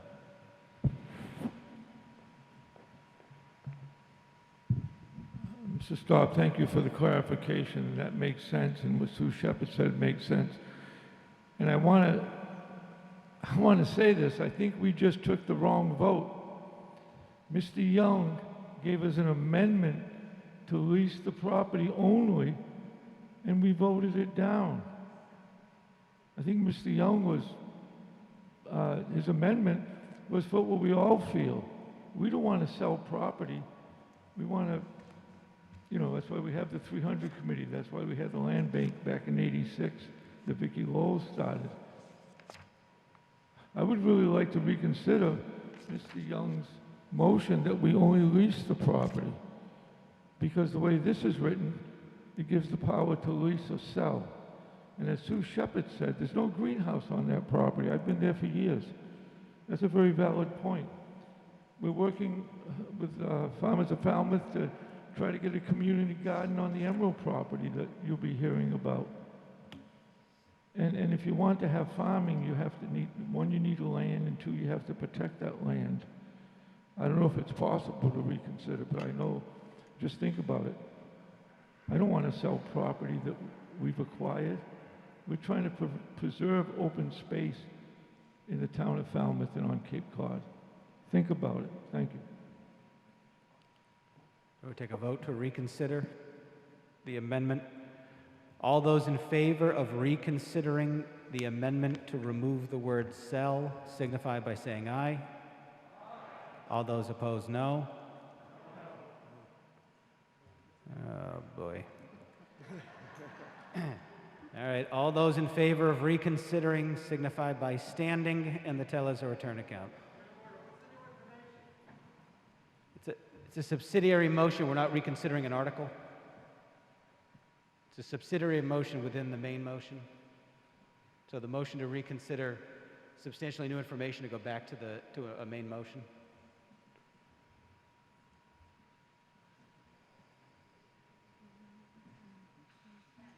Ten.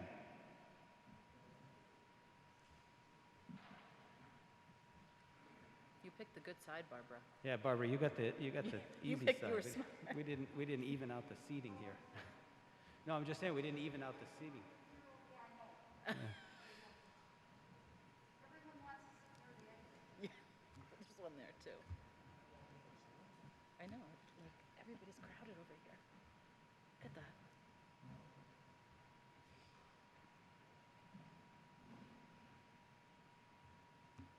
Mr. Neto, First Division.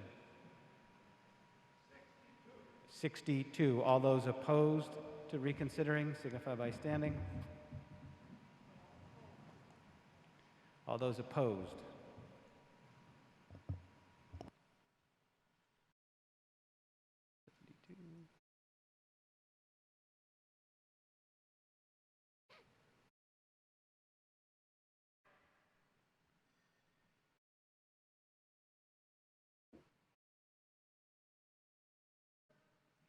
In the Second Division.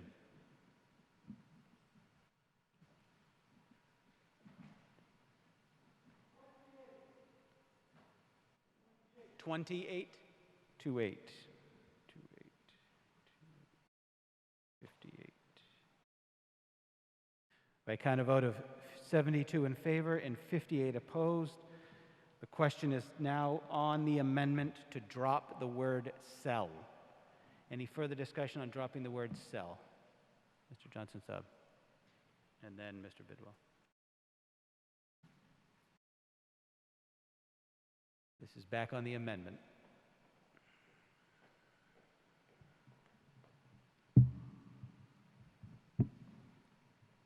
Mr. Moderator, I just wanted to point out that it may well be your intent, but I just wanted to make it clear that if you remove the option to sell the property, you are effectively foreclosing affordable housing, because the town would not want to lease property and become a tenant or a landlord for a residential tenant. So again, if that is the will of this body, then so be it. But I just wanted to point out it's going to make it very, very difficult for the town to consider using this house for affordable housing if our only option is to lease the property. Okay, Mr. Bidwell. Todd Bidwell, Precinct 4.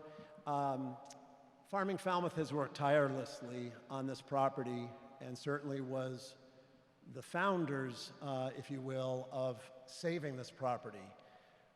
So I would ask through you, Mr. Moderator, if Susan Shepherd could just clarify for us the potential vision for that parcel, and would a lease agreement be required to Farming Falmouth, for instance, if the town was supportive of their concepts? Would we need to lease it to an organization such as that, or could work be done and structures be built without a lease agreement? I just want to get clarification on Farming Falmouth's position on this. Ms. Lowell also kind of, I think, led to that, just so that we're clear. If a lease is of interest by Farming Falmouth, if that would be required. And certainly, I personally would hate to see this go to affordable housing. That this farm is vitally important, and I believe that that parcel has significant importance to the success of that area and its product and services. Ms. Shepherd.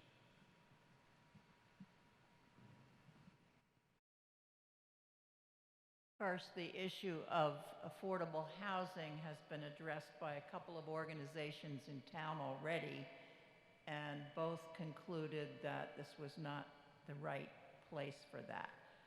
More importantly to those of us, I'll just reiterate that for the farm to function properly in the future, it needs that land to be able to build storage sheds, and any number of other things that will help help the farm be more productive in the future. It needs some land with some flexibility. The rest of the property is under conservation restriction. You can't build any new structures. You can replace one that's already there, but you cannot build any new structures. There are some new structures that are desperately needed. I don't know. Farming Falmouth would be happy to lease this at a very reasonable rate, but the town already owns the property. It goes with the farm. I think we're making this more complicated than it has to be, but I definitely would not like to see it go for any purpose other than use by the farm. Okay, gentleman in the front here. Oh, the gentleman in the front, and then Mr. Lowell.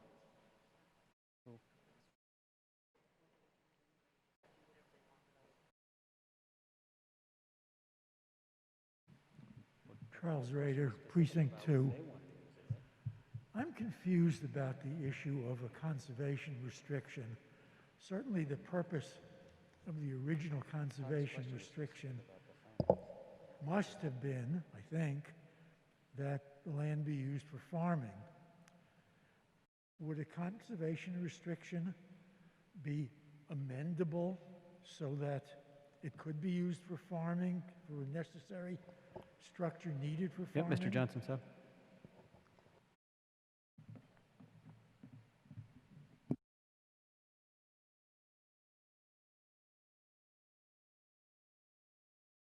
I have my back to someone no matter how I stand. So the conservation restriction does not apply to the house lot on which 398 Old Meeting House, it does not apply to that house lot. The conservation restriction applies to the larger farm properties. So the conservation restriction is not germane to this specific piece of property and the disposition of this property. So what was being referred to... I think the gentleman asked if you could change the conservation restriction, and I'll give you the short answer, no, because it was paid for with grant money, which I helped secure from the Commonwealth. Mr. Lowell?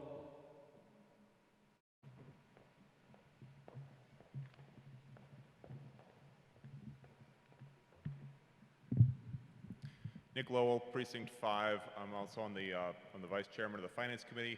On the Finance Committee, we have not discussed this, but I can speak for myself and say that I don't think that we would like to have to maintain yet one more building in town. So I don't know what the selectmen are going to come up with, but I would like to leave the flexibility in of the sell or lease. So I urge you to vote this amendment down. Thank you. Okay, Mr. Duffney?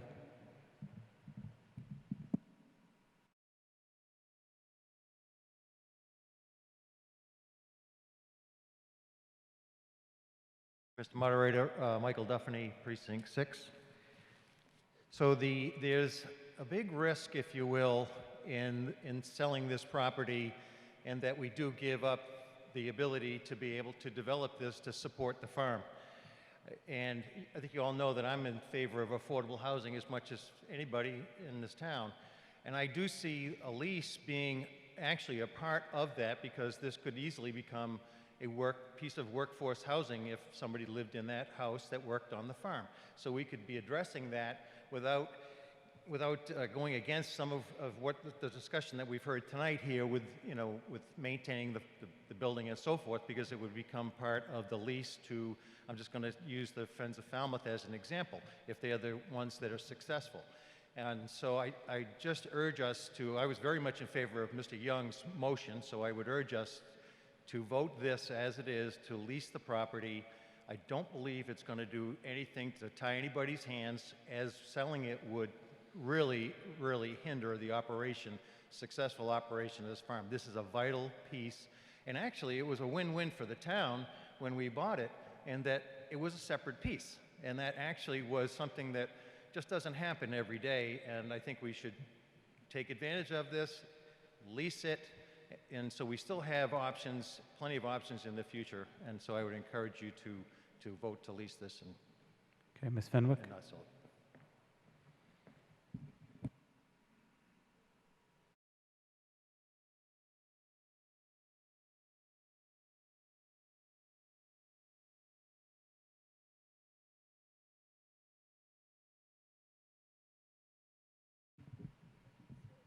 Judy Fenwick, Precinct 1.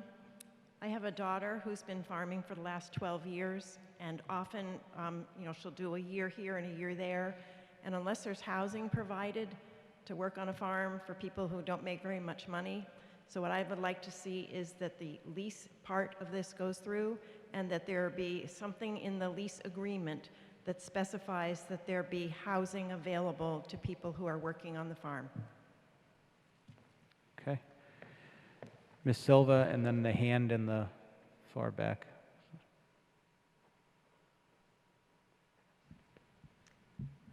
Sandy Feynman Silva, Precinct 2. I think there are just way too many hypotheticals in all these proposals, and I would vote no and ask the Select Board to come back with a more concrete proposal. If there's a time issue, I think folks would just have to wait. Thanks. Okay. The hand in, yep, in the back there.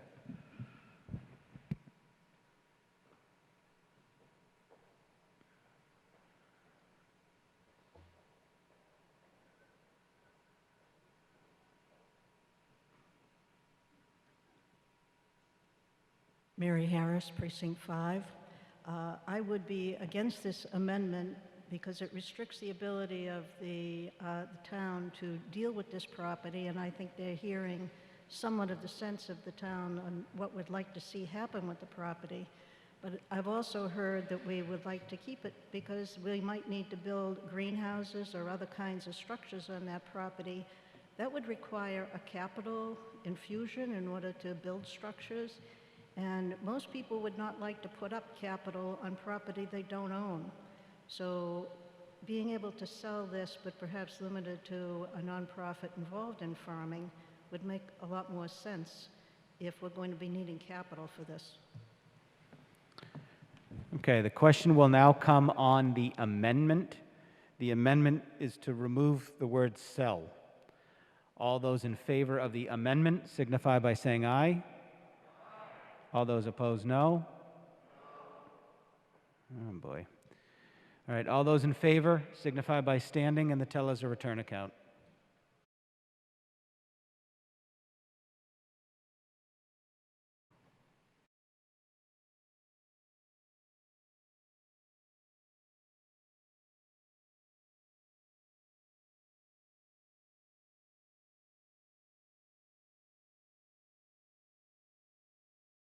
Second division. 14.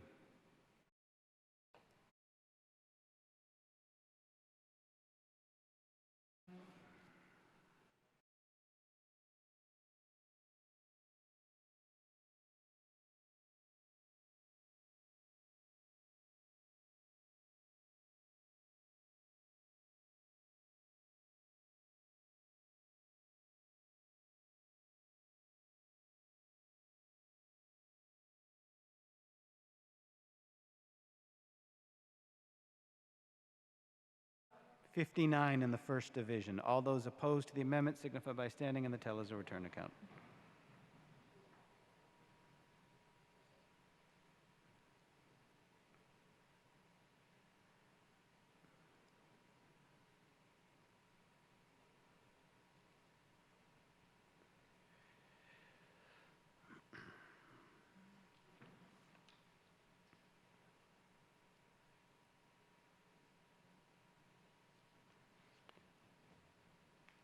Second Division. 22.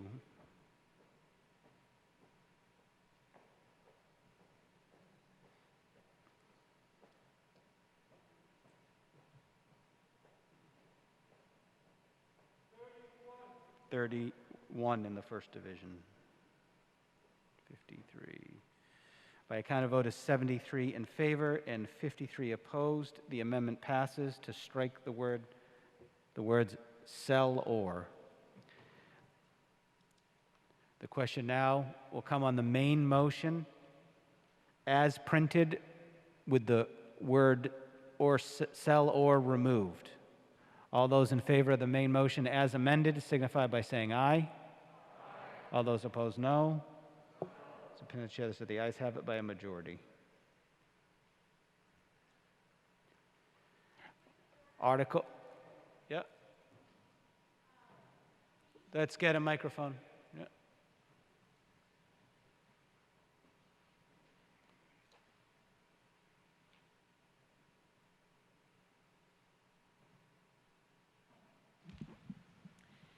Amy Leonardi, Precinct 8. Mr. Moderator, can you please remind this body, I have the utmost respect for everyone here, about the masks because I'm seeing a lot of people removing them, and that's very concerning with a large group, especially with our kids going back to school next week, and they will be asked to wear them a much longer time than we're being asked to today. So I ask that we respect the guidance from the state. Okay. So yeah, folks are sliding their masks if they're standing stationary at the microphone, but otherwise we should have the masks on while we're seated or moving about the crowd. Okay. Article 27. Selectmen for the main motion. Yes, Mr. Moderator, I move indefinite postponement of Article 27, subject to our vote earlier this evening. Okay, the recommendation is indefinite postponement by the Board of Selectmen. I had someone from the crowd hold this. Do you want to make a positive motion or no? Okay. Is there anyone that would like to make a positive motion on Article 27? Hearing none, the main motion will then be indefinite postponement. All those in favor signify by saying aye. Aye. All those opposed, no. The ayes have it, unanimous. Article 33. Thank you, Mr. Moderator. I move Article 20. No. I'm sorry. 33. Sorry. Let me see. Yep. No, microphone.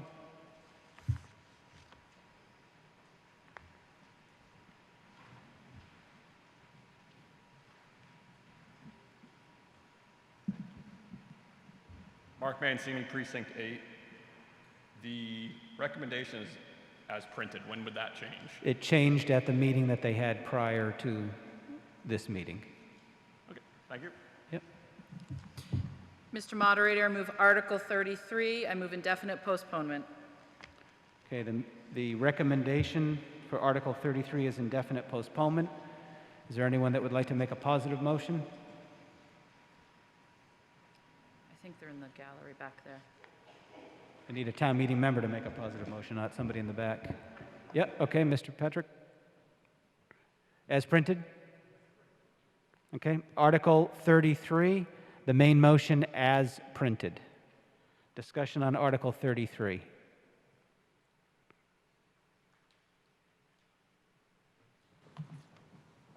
Do we have a PowerPoint on this one?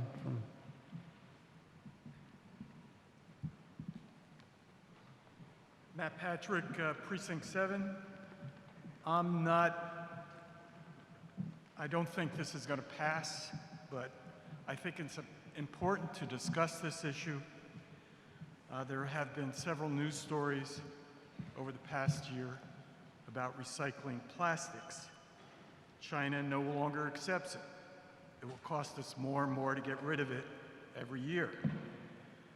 And it usually gets buried or thrown in the ocean.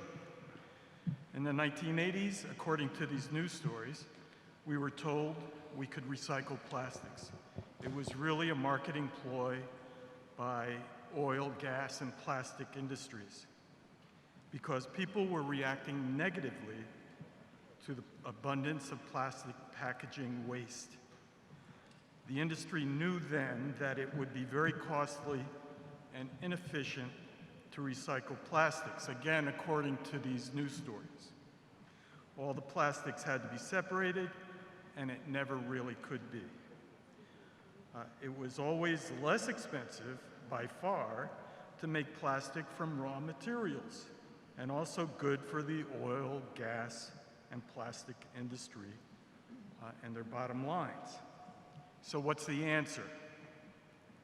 We have to stop using plastic eventually. This article, though it is difficult to implement, is absolutely more and more necessary as time goes by. We cannot continue to produce and bury plastics or dump it in our oceans. Many of us are old enough to remember when we didn't have plastic bottles. I, for one, made a lot of money collecting glass bottles for the deposits. We did it before plastic. We can do it again. And I just think it's time that we start thinking about this seriously and planning for it in the future. Okay, do you have a PowerPoint presentation? Okay. Yes, I do. Thank you. Good evening. My name is Christine Kierkegaard, Precinct 6, and thank you for allowing me to speak to Article 33, the Commercial Single-Use Plastic Water Bottle Ban. The commercial ban is a Cape-wide initiative and was adopted through town meeting vote this past Saturday in both Brewster and Wellfleet, the first two towns of the 2020 fall meeting season. This ban prohibits the sale of unflavored, non-carbonated water in single-use plastic bottles of less than 1 gallon. There is an exemption from the bylaw, or there is exemption in the bylaw in the event of a declared emergency. The enforcement of this ban is the responsibility of the town manager or his or her designee. This initiative builds on the municipal plastic bottle ban and is a continuation on the effort to reduce consumption of single-use plastic bottles. It increases awareness of how our overconsumption is directly driving climate change. Plastics contribute to many health issues, such as ADHD, infertility, obesity, and cardiovascular disease. Compounding this is pollution. Plastics are landfilled, incinerated, and recycled. I'm aware that the Massachusetts Beverage Association, a lobbying entity, made a plea to you to vote against this article. I would like you to consider that they marginalize this issue as a litter problem. Their solution is recycling, but only 9% of all plastics have ever been recycled, while 8.3 billion metric tons have been produced. For the last 70 years, bottlers such as Nestle Water, Coca-Cola, PepsiCo, and Keurig Dr. Pepper have shown relative indifference to the plastic pollution problem. They have marketed the organizations that they created, such as Keep America Beautiful and the Recycling Partnership, as being a solution. These organizations are greenwashing at best and exist to facilitate business as usual for plastic bottle manufacturers and the companies reliant on them. With the decreasing demand for energy-based fossil fuels, plastic is the industry's backup plan. They are pushing the narrative that the most effective approach to keeping our communities clean is through comprehensive recycling reform. The conversation is limited to recycling because they cannot talk about the production of plastics without acknowledging the direct contribution to pollution and climate change. Toxic emissions in the air, water, and soil threaten our health and the environment, and we need to consider the entire life cycle of plastic. Everyone here is well aware of how overconsumption of single-use plastic is detrimental to our health and the environment. Without action now, conditions will only get worse as time goes on. The perfect time to do this has passed. That was 15, 20 years ago. We need to see plastic water bottles for what they are, a convenience item that contributes to climate change, exposes us to an array of chemicals upon consumption, and is not something that can be effectively recycled. This ban does not prohibit the sale of water. It affects the single-use plastic container. Alternatives are available, like glass and aluminum. Aluminum is fully recyclable into a new can, and unlike plastic, which costs money to dispose of, is a revenue generator. Over the past week, both NPR and Consumer Reports have highlighted the recycling myth. This has been reported on multiple publications over the past 2 years. We are living right now in a time of change and adaptability. Occupations will need to adjust to meet sustainability needs, and we can no longer ignore what we find uncomfortable. I ask you to stand with Brewster and Wellfleet. This is the time to take a leadership position, because the benefits of the commercial single-use plastic water ban far outweigh the costs. You have an opportunity to make history today, and I hope you will exercise your vote to make a difference. Thank you.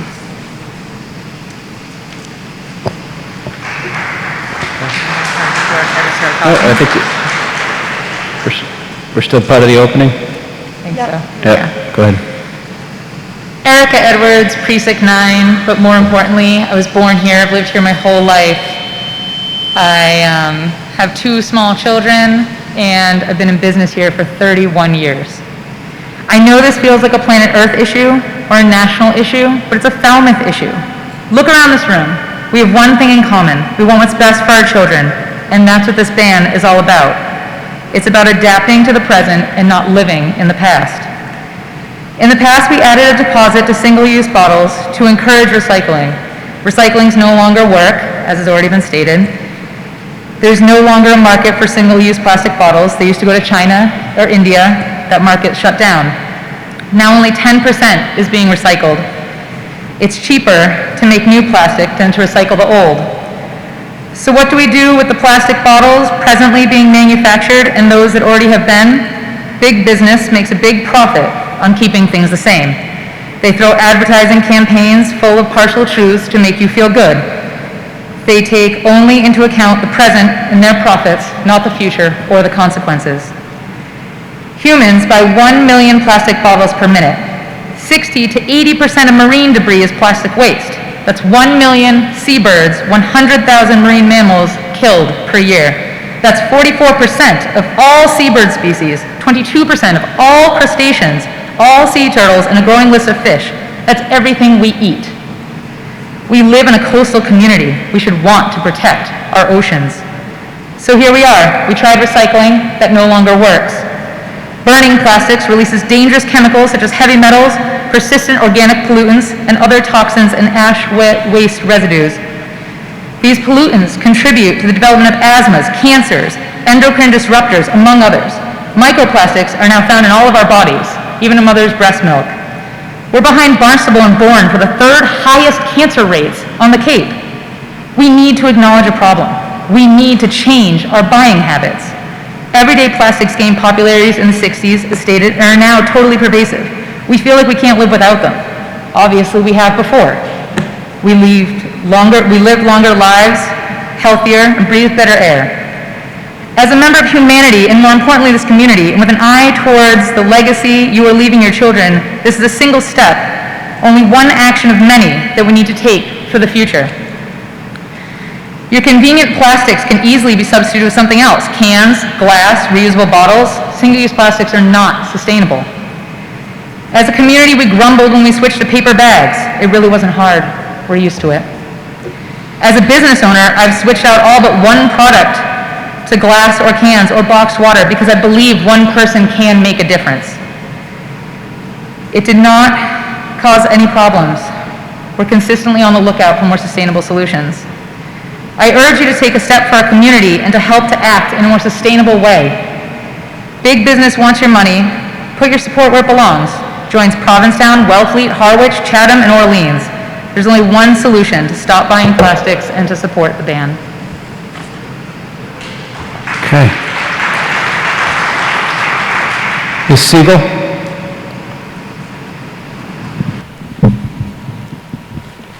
Deborah Siegel, Precinct 6. I support and appreciate our locally owned businesses. I have never set foot in Walmart. Like many others, I can imagine the difficulties and hardships that are faced by small business owners, even in easier time.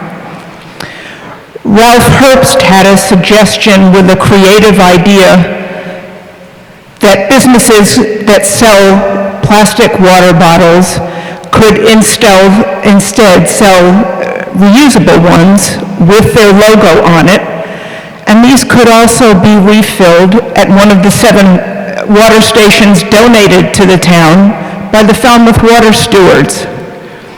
We now know how much of our plastic ends up in the oceans.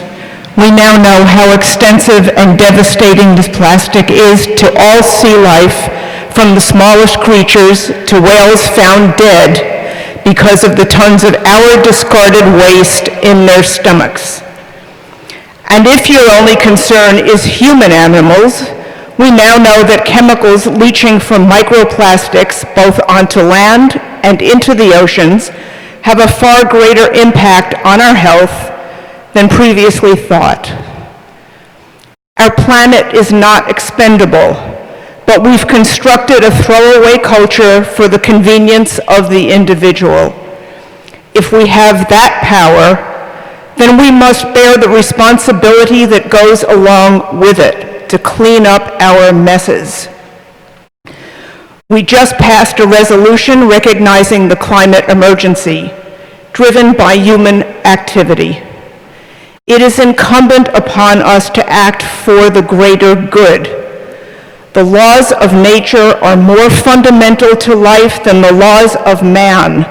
Please vote in favor of this article. Thank you. Okay, in the back of the room with the standing mic, I'll add you to the list. Good evening. I'm Scott Gelfie, Precinct 8, lifelong Falmouth resident and 33-year owner of Gelfie's Candies. I'm speaking in opposition of the single-use plastic water bottle ban. As a small business owner that has already suffered financially due to the pandemic, taking away a solid revenue stream at this time would be like throwing salt in the wound. I have been in business in Falmouth for 33 years, and in addition to homemade candy and ice cream, I sell soft drinks and water. Sales of individual water bottles are a very good revenue stream for me with a very strong profit margin. Without a reasonable replacement to offer my customers, I feel this ban is unreasonable and more so during these difficult times. I have looked into alternatives. Boxed water is 8 times the cost and difficult to recycle. Water in aluminum cans is 5 times the cost. Both of these alternatives do not make sense financially as a sufficient replacement. Both the boxed and aluminum can waters can't be reused like a water bottle can and could potentially lead to more trash. My good friend Ralph Herbst, in response to my letter to town meeting members, compared this to the bans on plastic bags and straws. There is a big difference, however. In both of these cases, I had reasonable replacements that were marginally more expensive. In neither were taking away a revenue stream. We all know that water is a healthy choice, and if you take away single-serve water bottles from stores and restaurants, then people will be forced to choose less healthy options like soda or other sugary drinks. I understand that the use of public fountains is a solution for some, but until we have them at every beach, park, and public area, then how can we ban current options?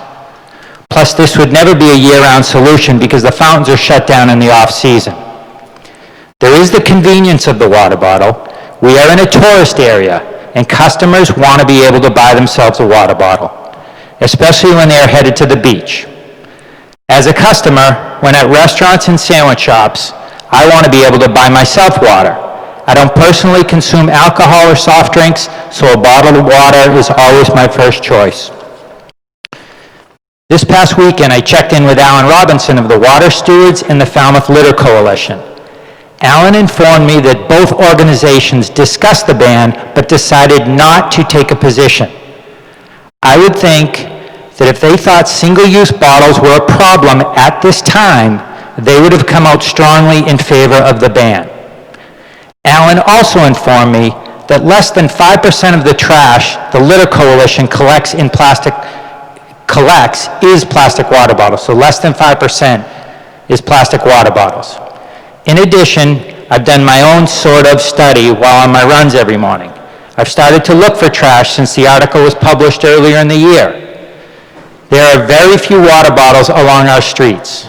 Nips, beer cans, and now masks are what I see. This may be a problem in other parts of the world, but what I have witnessed, single-use water bottles are not a problem here in Falmouth. Finally, for those that don't know me, I'm someone who volunteers much of my time to Falmouth organizations. I serve on the Recreation Committee as president of the Falmouth Road Race. I'm an active member of the Falmouth Chamber and Village Association. I've coached youth sports for years, served on several of their boards, and have also served on my neighborhood board. I share this only to demonstrate that I'm someone who cares deeply about our town, and I work hard to make it better. I am not someone who simply cares about a healthy bottom line. Thank you for listening, and please vote no on this article and help protect our local economy. Ms. Whitehead? Edge of the list.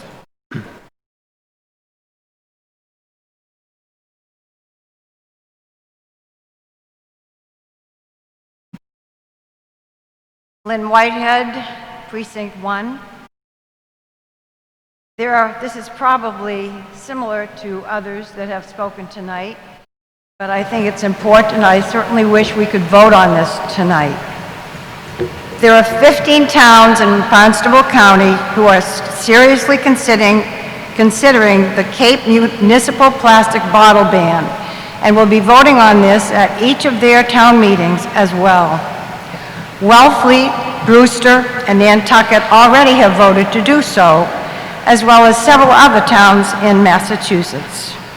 In addition, many cities, such as San Francisco, 23 national parks, many colleges have banned them. Other cities have developed numbers of water fountains so that people can fill safe water bottles instead of these that are made from the raw materials from crude oil and natural gas.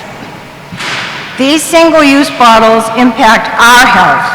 They also degrade the health and longevity of other species on land and in the ocean. They leach chemicals and never biodegrade. Ultimately, plastic re-enters the human food chain. Those results are known and are still emerging. Also, when these bottles become hot, toxic chemicals can be emitted from them, such as at the beach or being left in a car. So we should never ever let them get heated up.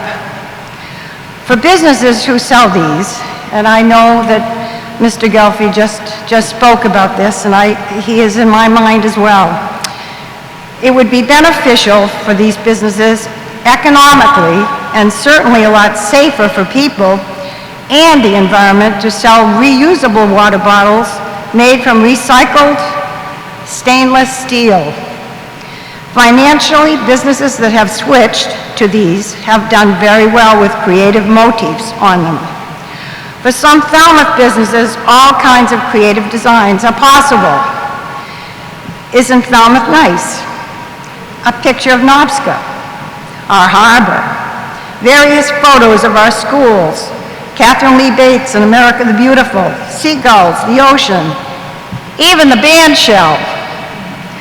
When I went looking for one of these for our guests, we had great visitors this summer in spite of the virus. I went looking for one of these for our guests and could not find one.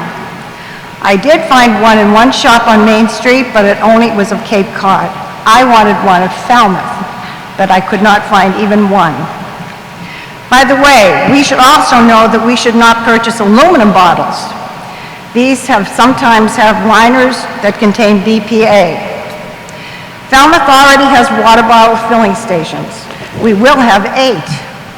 In our travels across the country, we have encountered many of these water stations.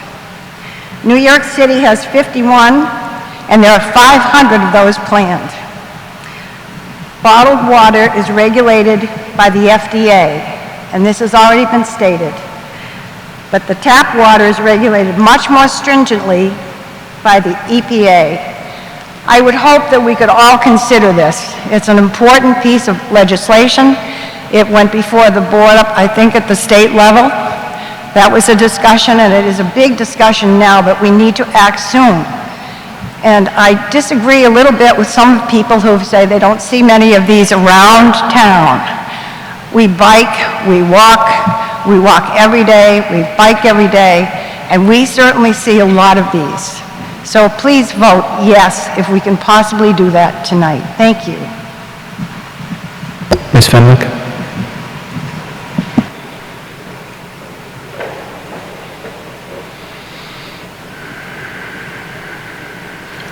Judy Fenwick, Precinct 1. Several of the points have been made earlier, but I'm just going to mention them because this builds to a crescendo. First, we passed Article 37 tonight on the blanket vote to urge the town to recognize a climate emergency. Second, there have been other initiatives that have preceded this, such as the Skip the Straw initiative, which was a youth-fueled initiative, and this town passed a bylaw to ban plastic bags, way ahead of some of the other towns on the Cape. And I do believe Christine had quite a bit to do with that bylaw. Thank you. The third thing is, all of those single-use plastic water bottles are produced elsewhere. They're filled with water from away, and then they're trucked into our town. So although they may be inexpensive, there's a lot of costs that go along because of the large production modules that go along with that. So we've also heard that businesses could sell refillable bottles and make them be keepsake memorabilia from Falmouth. But I think something that needs to happen if we can convince businesses to sell those refillable bottles is that the town's going to need to collaborate with the Falmouth water stewards, who have been very proactive, to increase the number of water stations available in town. And I would far prefer that to more bottles of water being trucked in from Maine or wherever else. And after all, the quality of our water is far improved. Thank you, Water Superintendent. My fifth point is, it's going to happen sometime. So if not now, when? Gentleman in the front left here.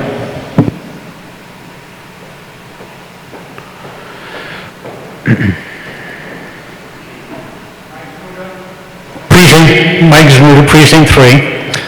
2012, the Mass House of Representatives passed an extended bottle deposit bill, which would include non-carbonated beverages, which also included wine and liquor bottles. That bill never got out of committee in the Senate. 2014, Mass Public Interest Research Group and the Massachusetts chapter of the Sierra Club got a question on the ballot to do exactly what the House of Representatives passed. That question failed statewide 70% to 30%. In the town of Falmouth, it failed 69-31. Precinct 1 was the only precinct in town in favor of that by, I believe, was 32 votes. While the municipal water ban affects very few people, this ban is going to affect everybody in town. This body does have a lot of wisdom. It takes a lot of responsibility for the rest of the people of the town. I would, in support of the indefinite postponement, and would like to see the selectmen put a non-binding question on the ballot in May before the full vote of the town. If the town votes for it, it comes back to town meeting, and then we serve the will of the people. This is one of those things where I think town meeting needs to be a little humble, where we don't have all the answers for all of the questions, and because of the magnitude of this question, I'm recommending that it go to a vote before the full town. Thank you. Okay, Mr. Mr. Mancini?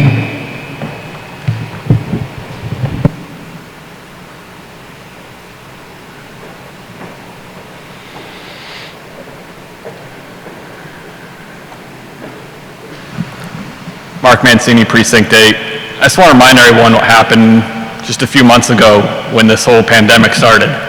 We ran out of toilet paper instantly, and we ran out of PPE. If you don't have any water bottles in this town, is the town going to supply us with water if there's some type of emergency? Because it's not going to be able to. So I don't personally use single-use bottles. I use a reusable bottle. But if there's no stores that have any water in stock, what's going to happen when something happens at the water treatment plant and we need water? Because they're not going to be able to provide it, as has already been shown. Okay, Ms. Shepherd?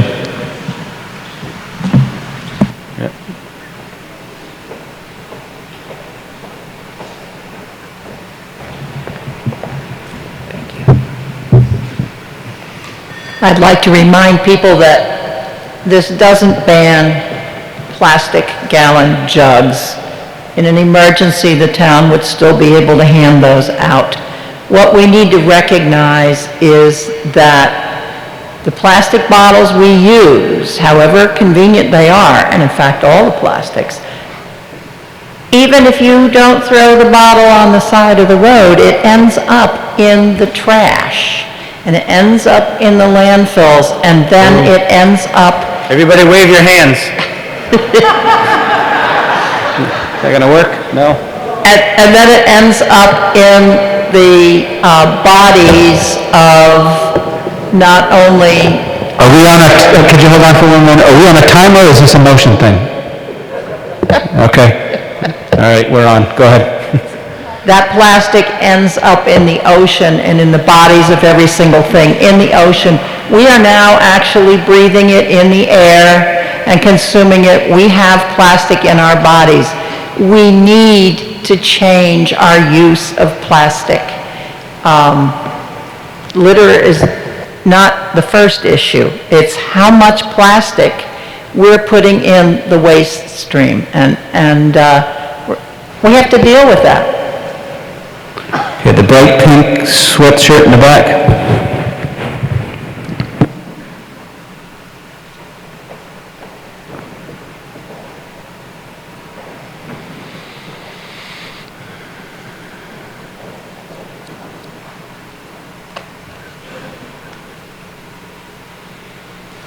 Thank you, Mr. Moderator. Gina Weber, Precinct 9. This is one of the few times that I've had one of my constituents reach out to me and ask that I do not vote for this ban. One of the reasons I don't understand is single-use soda bottles are not part of this ban when there's plenty of alternatives. Cans are very easily accessible to most. When we banned the town purchasing water for use or sale in the schools or anywhere else in town, there was an issue with school nurses where children who have medical need for water that cannot be replaced if or a parent forgets or something to that effect. I know parents that were donating cases of water to the schools for the children in need because they had no other alternatives and the schools were not allowed to purchase the water. During the COVID, with the water stations being closed down, there's another issue where stores, if they are not allowed to buy these on a regular basis, would have a hard time getting them in last minute. As someone else had mentioned, we've had issues with finding consumable products that were necessities. Often kids who play sports don't have the option of carrying a gallon of water with them to school if they need to get water and they forgot their reusable bottle. But in addition to that, I do love it for the water refilling stations. Unfortunately, every time that there is an issue with the water quality in town, those filters to those water filling stations are not automatically replaced. They are replaced on a schedule because I specifically spoke about this before the ban for town purchasing individual water bottles or selling individual water bottles.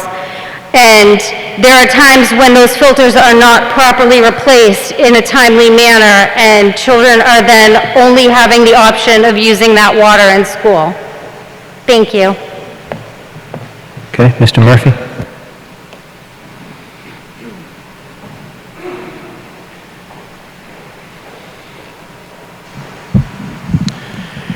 Yes, Mr. Moderator and town meeting members. The one thing that we all know we need to be able to survive is, in fact, water. We're a tourism community. We have 7 water fill stations located in this town that are inoperable in the wintertime, number one. Number 2, we're not big business here in Falmouth. We're a bunch of small businesses that make up one major thing, and that's our economy in this community. Our economy is still driven by tourism. Like it or not, folks, not all of us work at one of the institutions or work for the town. We own small businesses. You look around and each and every one, whether it's a landscaper, it's a convenience store owner, a restaurant, all of us survive in the in the winter months because of the summer, because of the influx of tourism. Those folks are walking around and one thing they need is water. And not everybody, and we need to, I do not disagree that we need to change habits, but we cannot impose a habit on somebody else.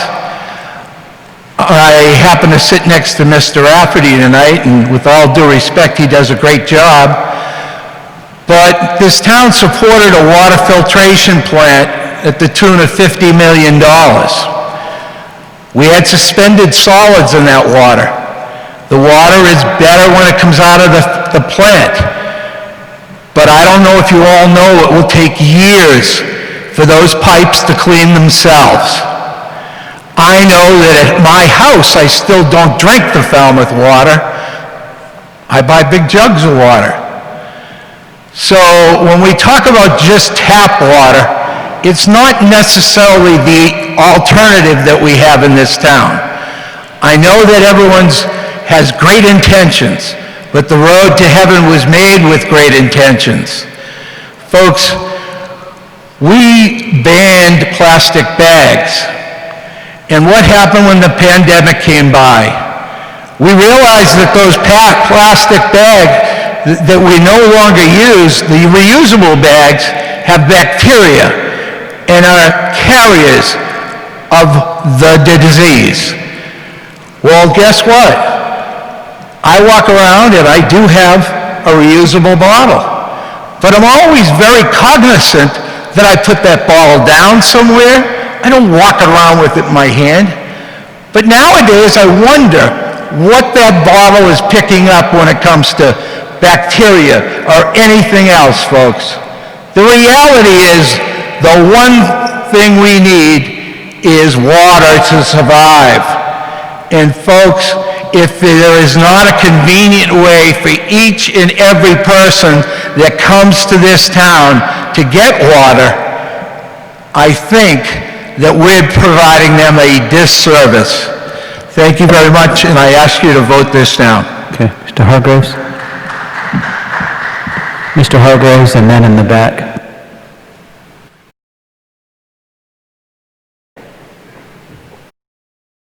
I'll put you on the list.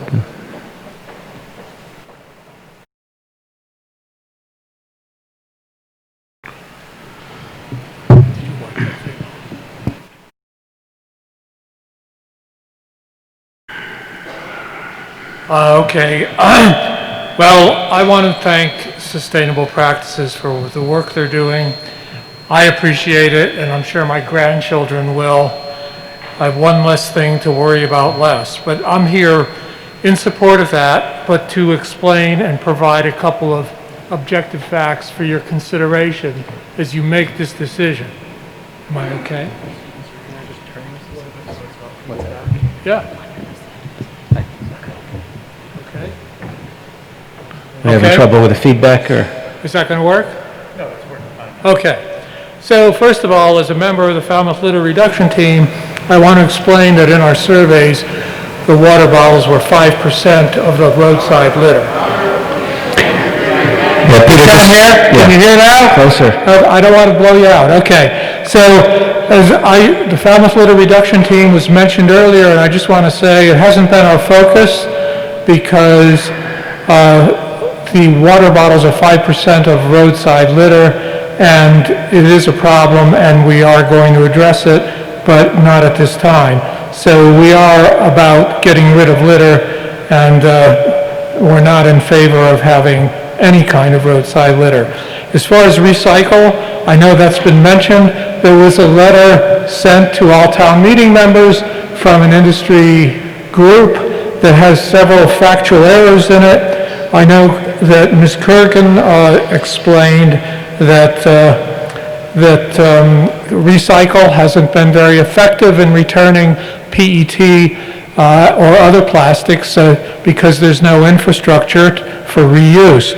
But in particular, and there have been some comments about chemicals, you need to know that water bottles are not PET. They're a derivative with a glycol modification, and that's so they can blow the bottle so thin, and that's why you don't want to leave it in your car and have it get hot, because it's more susceptible to leaching materials out of the plastic. And actually, to the best of my understanding, when I was in business, PETG was considered a contaminant to the PET recycle stream, and it's not additive nor useful to recycle that grade of material, PET, in carbonated bottles. And some of you who have some gray hair might remember that PET was introduced for carbonated soft drinks back in the 70s because the glass bottles that were getting bigger and bigger became bombs, and they would drop and explode. And so this was a way to increase consumption because the manufacturers discovered people would drink whatever they had on hand. So, and PET can be recycled, and we just need some discipline to accomplish that.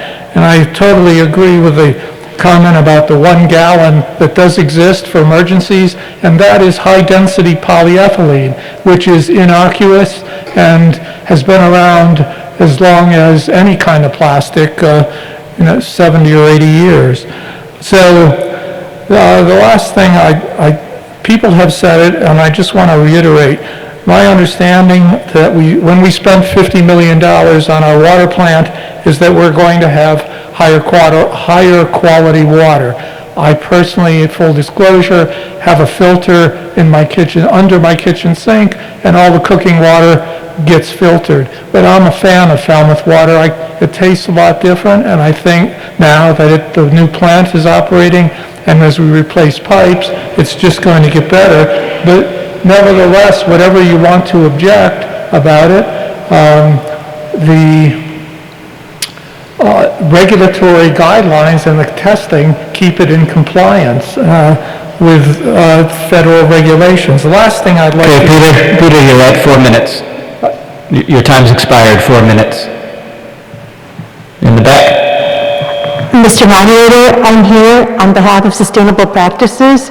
We asked for permission to speak, so I'd like to make sure that I can. Are you a resident of Falmouth? I'm not. I was invited as the subject expert. Okay, so we're just going to take a procedural vote to allow the woman to speak. All those in favor signify by saying aye. All those opposed, no. The ayes have it by a majority. You have the floor. Thank you very much. I greatly appreciate your entertaining my opportunity to speak to you and address a couple items. The first that we'd like to ensure that you think about is, why do we believe that something that's trucked to our towns is higher quality than the water in our towns when we don't know what's in those bottles? Those bottles do not have an ingredient label, but your water in Falmouth is basically tested and told to you in terms of what the contaminants are and what the quality is relative to the Safe Drinking Water Act. So you are assuming that something you don't even know what, in terms of what it contains, is better than what you do know. And please think about that. Bottled water is not something you know. Secondly, just in line with that, FDA does not regulate bottled water unless it goes across state lines. And the majority of water stays within the state in which it's bottled. Secondly, when we think about the cost, the real cost of that bottle of water, that's $1.10. If you think about the carbon footprint in the manufacture of that bottle, you think about the leaching of chemicals into the human system, and then you think about the end waste life of that bottle, whether it be incinerated and we breathe in dioxins, we breathe in through the 9% that actually get recycled adverse carcinogenic emissions, or it's landfilled, basically put into a hole. Do you really believe that the cost of that bottle is $1.10? Or are we subsidizing somebody else's income stream with our health and environmental welfare? I really urge you to vote in favor of this article. It is a step forward that we really need to take. It's one that will give us an opportunity to start thinking about all of our other consumption choices. Thank you very much. Okay, Mr. Bidwell? No, you're all set. Mr. Latimer? Am I right?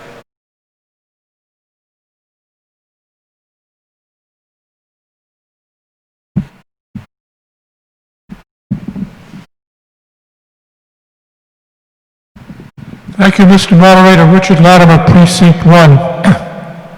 It's a very difficult question, but I think what's clear is the solution to this problem is not simply Falmouth. It has to be on a statewide level at least, certainly a national level, and what we really need to do is to just disuse plastic entirely. I fondly remember the days when I was a kid growing up on my bicycle, and if I saw a glass bottle on the side of the road, I'd pick it up and I'd take it to the local candy store, the local store, and get a penny for it. We need 100% recyclable. That requires state legislation. Shame on the Massachusetts Senate for defeating that returnable bottle bill that would have been across the board. When you have returnables, even if they're plastic, you're going to have somebody who's going to take them, the gleaners will pick them up and return them. We won't have the trash problem. But with plastic, we'll still have all these other problems. These other problems include pollution, environmental degradation in the manufacture, pollution, potential pollution when you consume with the item. The solution is, again, go back to the 1950s. Cardboard carriers for all 6-packs of single-use bottles or cans, glass bottles. But that's nothing that we can deal with here. Even if we pass this tonight, that people are going to bring these things into town. It's not going to stop the global effects of this. So just vote what you think you want on this, but just keep in mind, nothing we do here is going to change things one way or the other. It's a national problem, it's a state problem, it's a global problem, and you've got to pressure your people in the state legislatures and the Congress to make the changes to get rid of plastics. Thank you. Okay. Mr. Neto?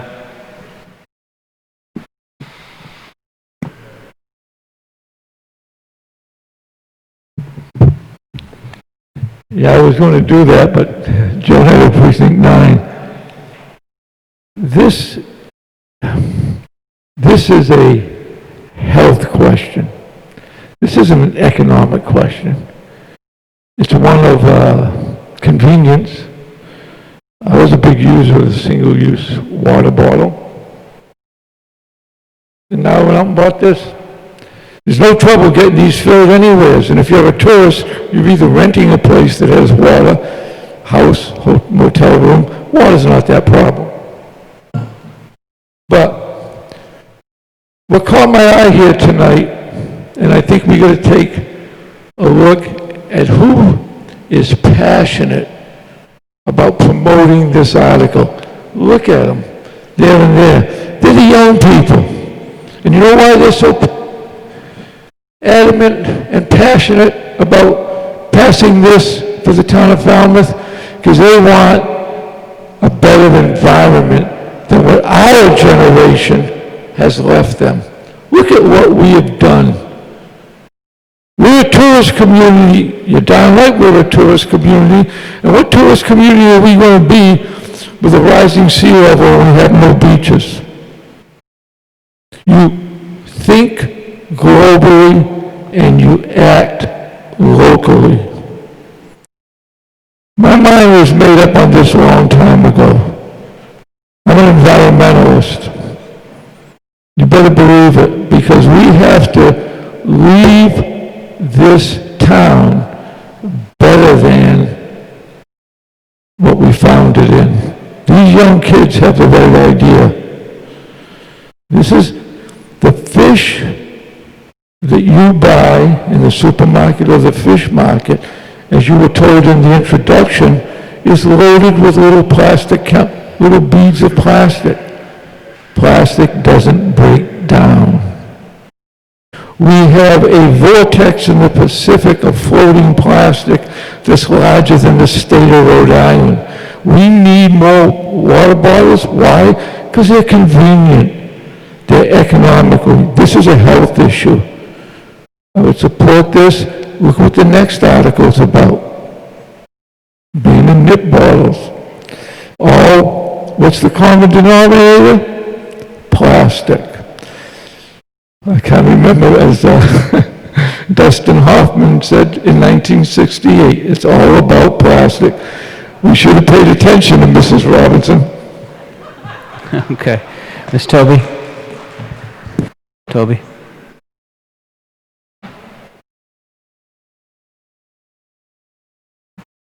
Yes, thank you, and I'd like to call the vote. Okay. A motion to close discussion. All those in favor signify by saying aye. Aye. All those opposed, no. The ayes have it by the 2/3, and the question is called.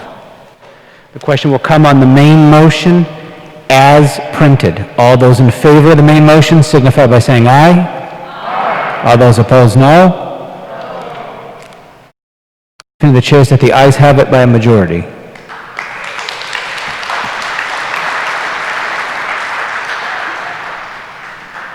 Article 34.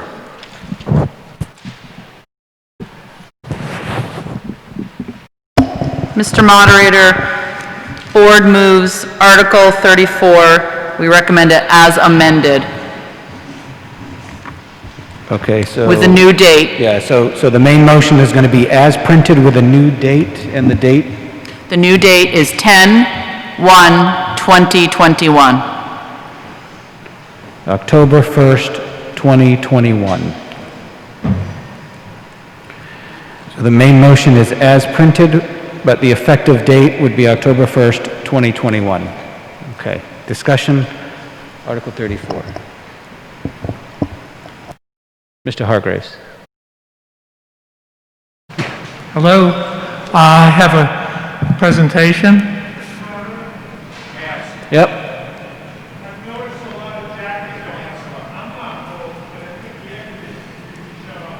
Yeah, well, my fingers are cold here. We can't shut it off because that's what circulates the air through the MERV 13 filters to keep us safe. So we'll keep our jackets on, but I want that air flowing. And I want to thank the school department for upgrading all of our filters to hospital grade in all of the schools in Falmouth.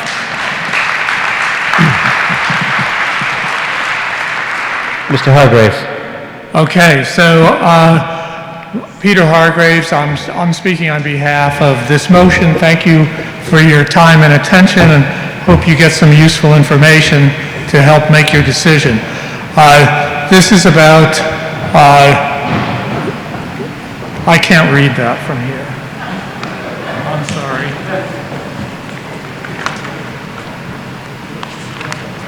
So, this is to ban the sale of nips or any small alcoholic beverage container less than 100 milliliters in the town of Falmouth.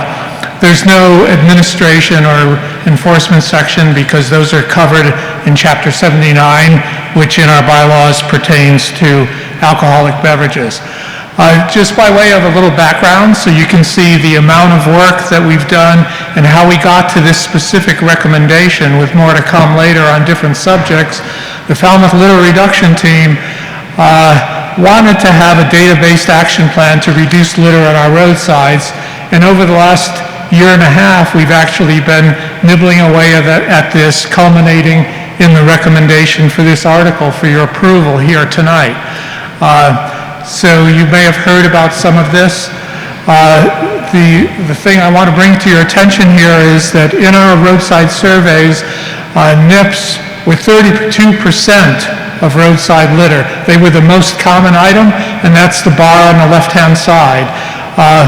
The next item on the list, the next high bar, is food service packaging, and on down the line. Tonight we're addressing nips. We hope, if we're successful tonight, that we have strategies to address the other litter on roadsides in Falmouth.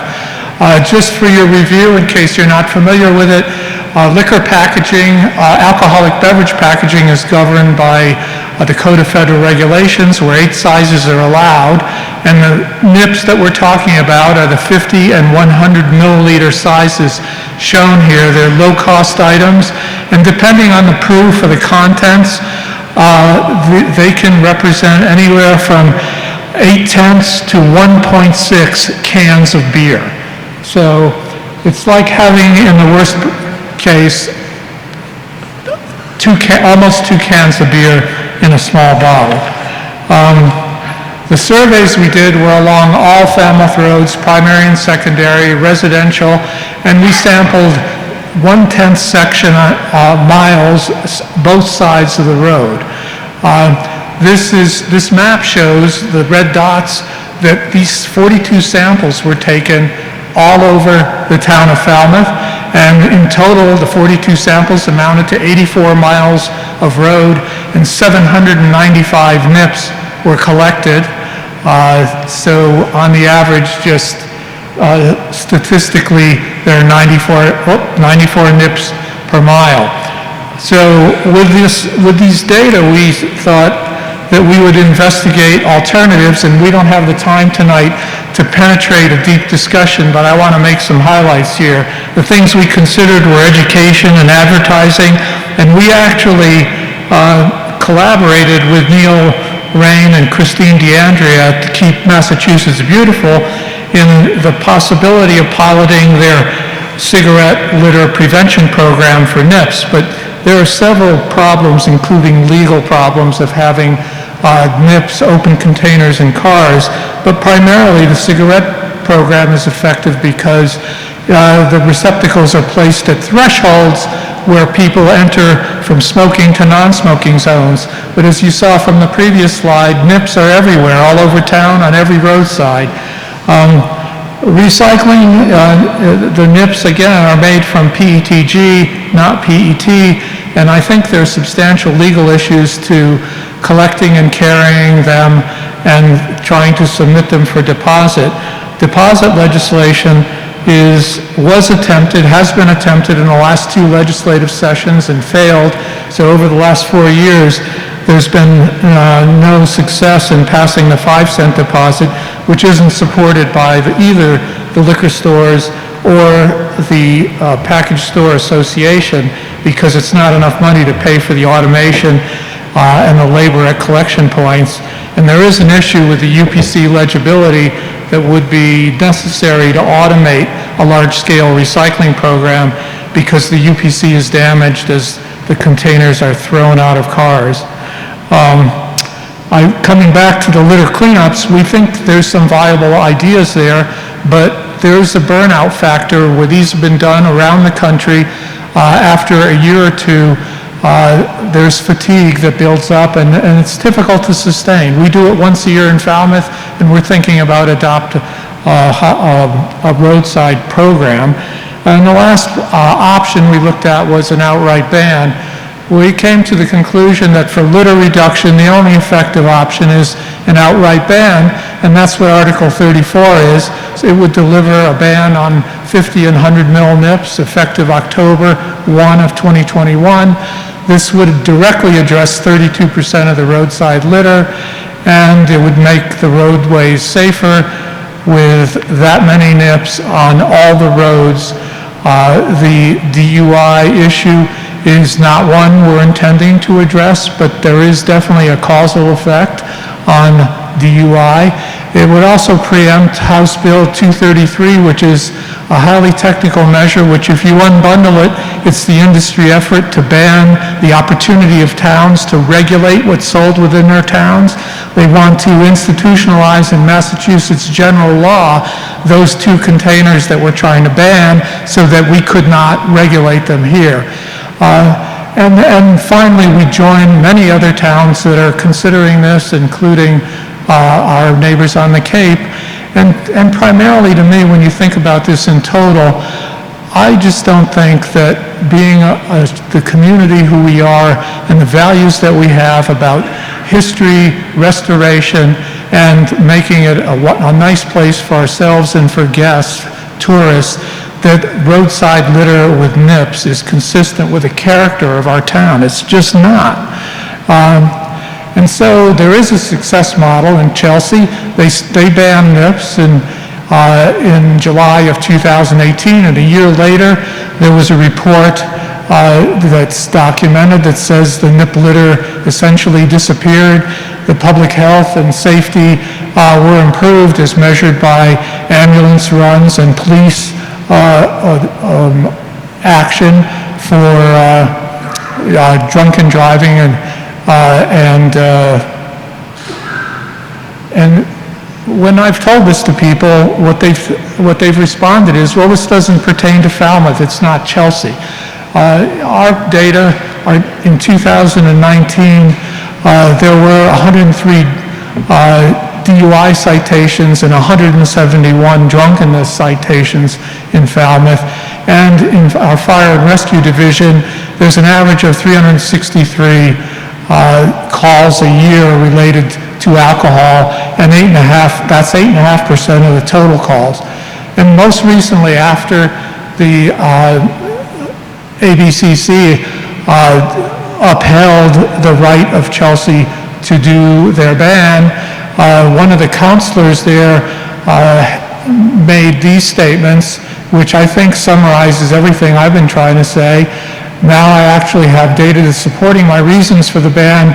In the 2 years we've had the ban, Chelsea's a cleaner place without the litter of nips all over, and more importantly, and primary reason for my advocacy is that our streets are safer and healthier.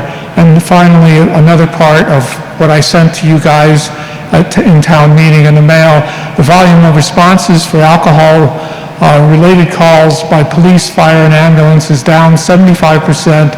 Eliminating the nip bottles has taken pressure off of first responders. As far as the legal side and the concerns about that, the ABCC did dismiss the liquor store appeal against the Chelsea ban. And so the Chelsea 50 and 100 ml nip ban stands. In the ABCC ruling, they cited Supreme Judicial Court cases upholding the power of a local licensing board, that would be our select board, to enforce regulations, that would be a nip ban, governing licensed businesses, meaning our liquor stores. And so the liquor stores declined to pursue an appeal with the SJC within this time frame that they were allowed, and the nip ban is permanent. One last thing, this is my last slide, that I would like to address is I've heard that this is going to bankrupt some liquor stores. And that's simply just a false narrative. It's not true. I tried to get some information from the trade group, and they wouldn't talk to me. So I personally... Okay, Peter, we're at 10 minutes. So could I have one more minute to finish this slide, please? That's a vote. 1 more minute. All those in favor signify by saying aye. Aye. All those opposed, no. Pin the chairs that the ayes have it. Thank you. Thank you very much. So I called liquor stores in Chelsea and I talked to their town officials, and pre-COVID, since the ban, there have been no liquor stores or licensed convenience stores that have bodegas that have closed. there have been no layoffs or job loss due to the ban, and there's been the customer response has been to buy larger sizes. But at the same time, recall that they've seen a great improvement in their litter and their streets. And finally, for Falmouth, my estimate from what I know in public record is that the gross revenue, not the profit, is $15,000 a year per licensee for NIPS only. And that would come from objective facts that 25 million NIPS are sold in Massachusetts to a population of 6.5 million people. That's 4 NIPS per person. And if you use a seasonally adjusted 42,500 population for Falmouth, that's 168,000 NIPS for Falmouth, or evenly distributed across 12 licensees. Time's expired. $15,000. Okay. Thank you. Gentleman in the far back, standing. Did you want to speak? No, you're just standing? Okay, Mr. Donahue then? It's okay, you can stretch your legs, I just thought you wanted to speak.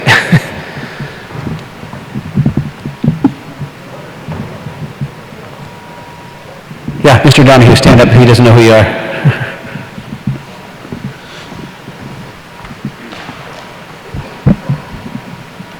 Bob Donahue, Precinct 3. Question, Mr. Moderator, through you.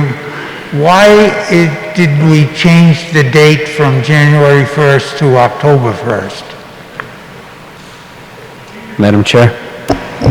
Yes, I can just note that that was a date that was recommended by the petitioner, and clearly this was originally for April, and it would have given a grace period until January of this coming year. Obviously with COVID, and we're only now addressing the issue in September, it gives an 11-month period for the stores to deplete their stock and prepare, if it's passed. Mr. Donahue? I would hope that everyone votes for this. I'm sick and tired personally of seeing nip bottles all over the place. They throw them on my lawn, and I'm on a private street, so if I'm getting them, you all must be getting them too. Thank you. Well, he already got the answer. Mr. Patrick? Oh boy. That's early. You know, Mr. Pedra, I'm going to just deem it out of order because we've only had one speaker. So we'll do a couple speakers and I'll put you back on the list if you want to do that. I just, out of respect, we can't just have a presentation and then a vote. So I'm going to deem it out of order, but we'll come back to you at some point. Other speakers on this article? Yep. Mr. Zamuda? And then Mr. Anderson.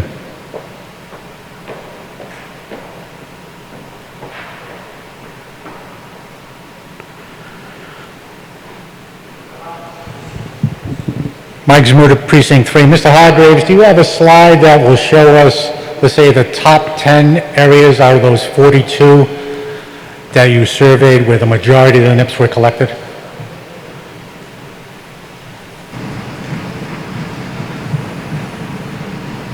Do you give me power? Oh, now I have power. Okay. Thank you. Yes, I don't have a slide. We have all that data. We have statistical plots. We didn't have time to present it all. But, you know, one thing that I can tell you from my recollection of the data is that the distribution of the NIPS was greater in areas where there were no houses. People tend to come out and clean up around their house, but where there are gaps of vacant land or along Woods Hole Road or along some areas on 151, then they tend to accumulate there more. And also in regard to that, you know, there was a tendency for people to say that NIPS are just something that because we have a tourist population. But every season of the year, our gatherings were done over a 6-month period, which overlapped tourist and non-tourist season, and it doesn't change. The NIPS are there. And those areas that were cleaned up, have they been cleaned up again? Yes, we've revisited places and replenished our garbage bags. So how many of those 42 sites were surveyed again? Because I didn't see that. Now, see, I didn't prepare, with 10 minutes and I barely got through, I didn't prepare for that depth. But I can tell you, when we went back to look, we went to some trouble spots, like some along Woods Hole Road and highway exits and such. And so I would say, just to be fair, maybe 3. So on a percentage basis, from the first survey, did you collect half as many, 1/4 as many from the first survey? We collected a typical number, and as I say, in those 42 sites, we set an average of 94 per mile, but the distribution was not uniformly spread over all of that 8.4 miles of highway. Because my concern of the information you provided, which you didn't say you went back and cleaned up these areas again, my concern is that what you're presenting here is basically just a baseline survey. You haven't gone back, cleaned up those same areas, come back and say, this is what we found the second time. Yes, well, we did go back to some areas. We didn't go back to 42 areas, that's right. But we went back to some areas. Did the selectmen have that evidence when you presented that at their meeting? I'm presenting the factual information that we developed in our survey. Were the selectmen given a full report? Yes. They were. Is that full report online for anybody to look at?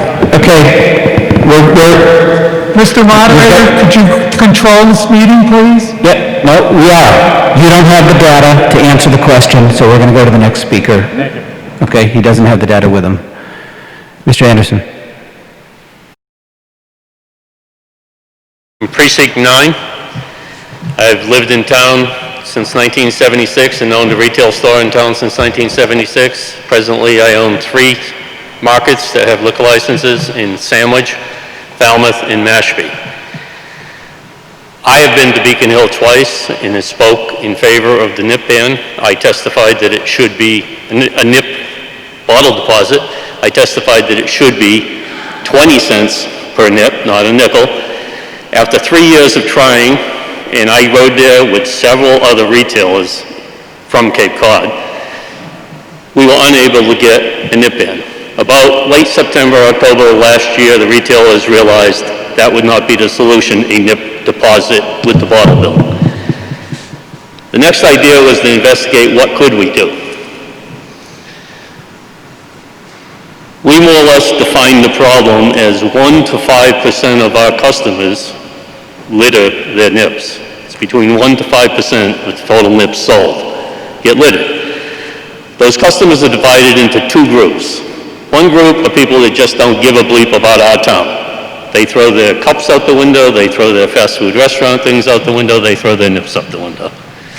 The other group is a group that has a problem with alcohol.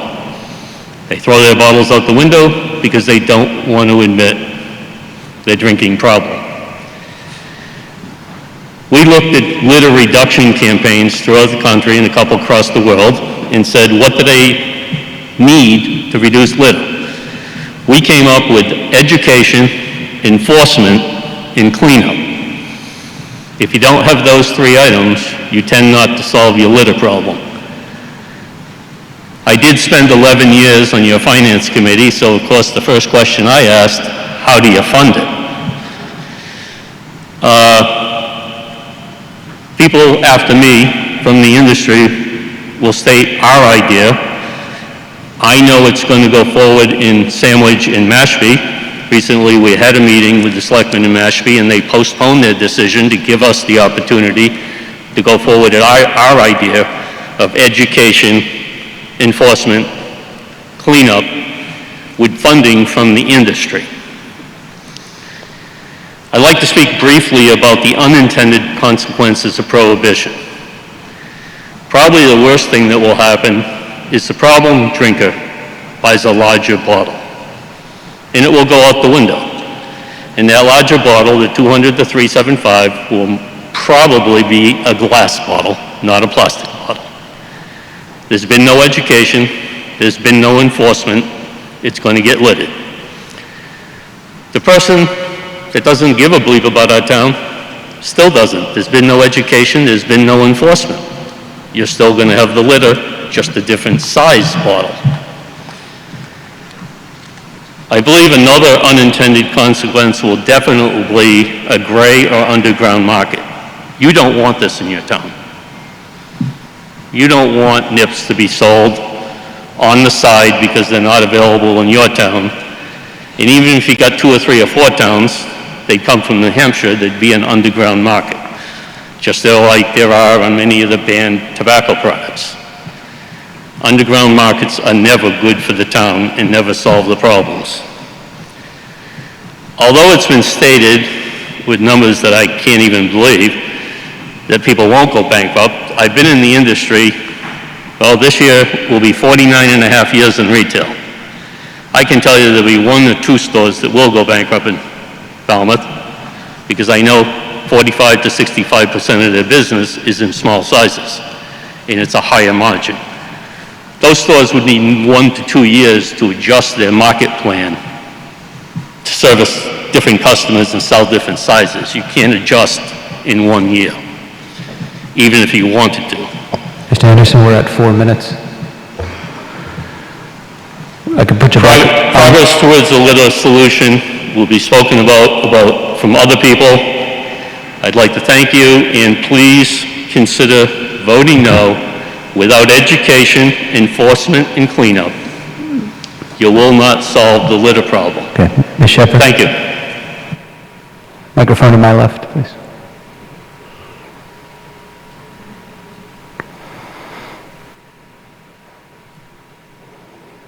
I'll get you on the list. We've got a list, yeah. Got you though.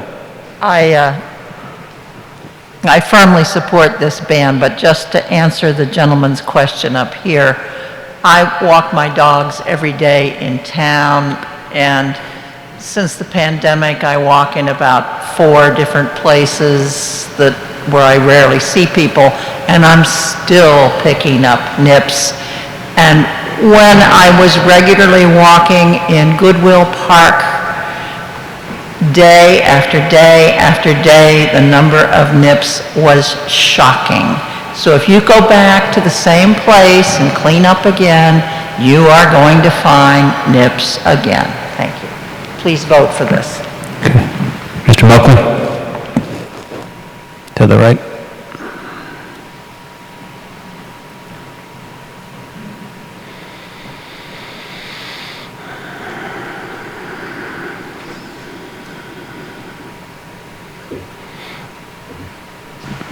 Thank you very much. Thank you, Mr. Moderator. I was curious and interested to hear the answer from the chairwoman about the reason for the change of the effective date. And it was because of the very reasonable explanation of having a grace period for the stores to finish selling the last of their supply. But I would like to amend that effective date and offer an amendment, if possible, Mr. Moderator, for June 1st, 2021. That would still give a grace period longer than if we were to have met and approved this in April. But that would save our streets and from the litter and the drunk drivers, which are going to be in the largest supply in the summer months. So I would like to amend the effective date to June 1st, 2021. Okay, so the amendment is to change the October 1st, 2021 date to June 1st, 2021. So we'll start a new list on the amendment, discussion on the amendment to change the date. Hearing none, the question will come on the amendment to change the date. All those in favor signify... Did you want to speak? I'm sorry, wave a little more, I didn't see.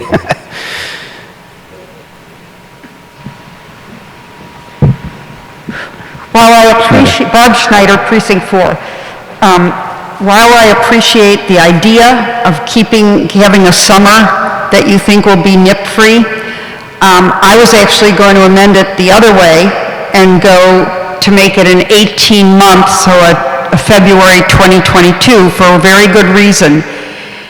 The one thing that we want to achieve is we want to get rid of litter. But the other thing we don't want to do is make this so that all the business for those NIPs go elsewhere. I think that if you were to give 18 months, you would allow surrounding towns, which are currently in discussion about this, time to actually act and come on board at the same time. Right now, Sandwich and Mashpee are there. Bourne is starting to talk. They're in a little different situation, but it's possible. If you were to draw in the 4 neighbors, that makes it a lot harder for people to buy elsewhere and still bring their litter back to Falmouth. And I would ask you to think that way when you think about shortening this time span. Okay, any further discussion on the amendment of the time? Yeah, Mr. Hargreaves.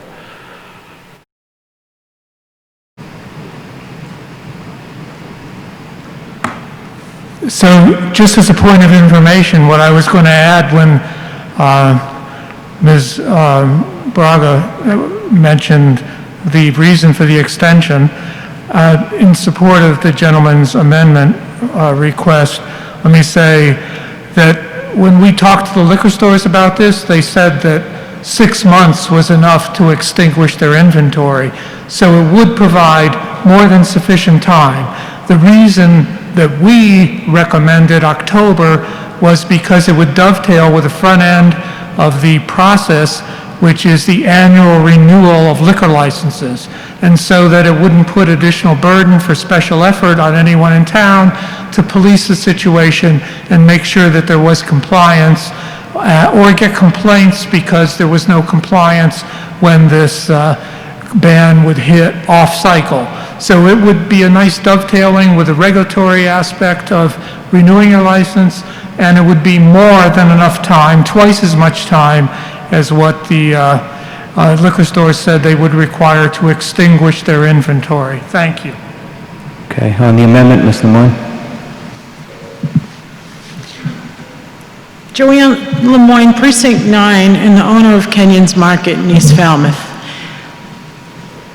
I just take exception to the fact that the Flirt Committee contacted any of the local retailers in Falmouth that sell alcohol, because you have most of them, most of the biggest ones, sitting in the side of the room going, did you agree to that? Did you agree? None of us heard from the Flirt Committee about the amendment. I certainly think that Barbara's preferred motion of an extended date is much preferable to next June. Thank you. Okay, further discussion on the amendment of the date.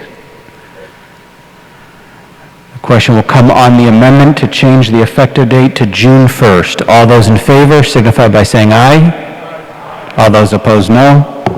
It's been the chairs that the noes have it by a majority, and we're back to the original speaking list. And I had a gentleman in the back.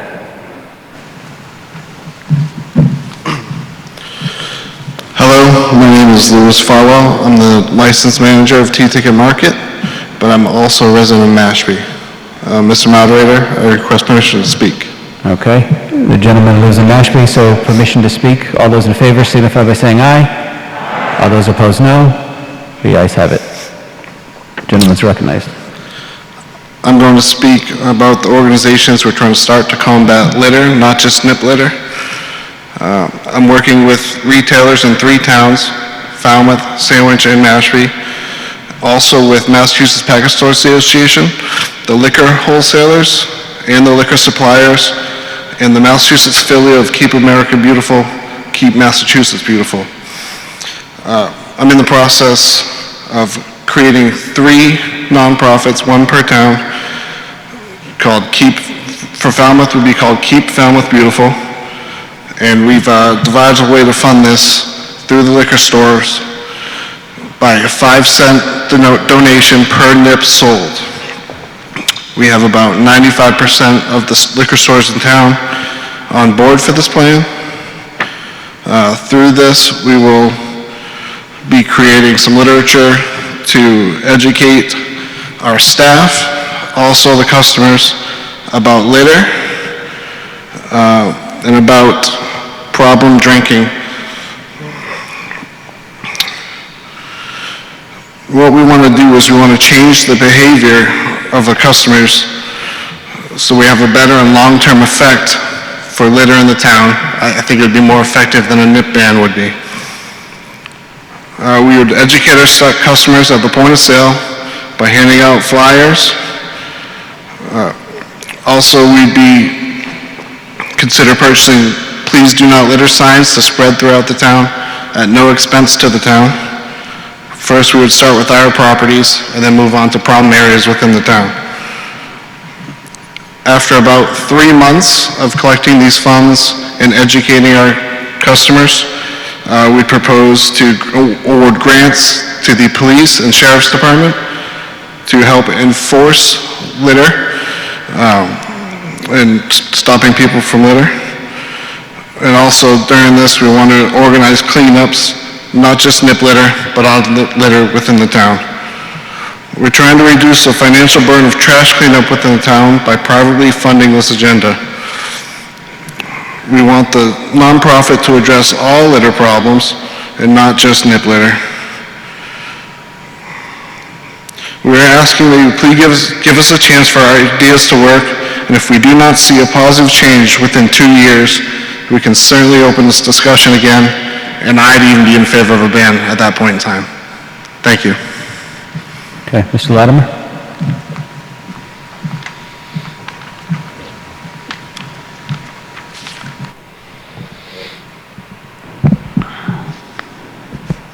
Richard Latimer, Precinct 1. Thank you, Mr. Moderator. I move the question.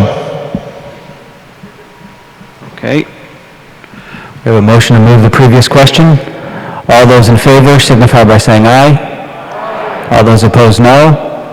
It's upon the chairs that the ayes have it by a 2/3. Question will come on the main motion.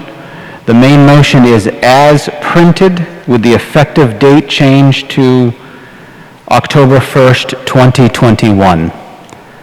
All those in favor of the main motion signify by saying aye. All those opposed, no. It's upon the chairs that the ayes have it by a majority.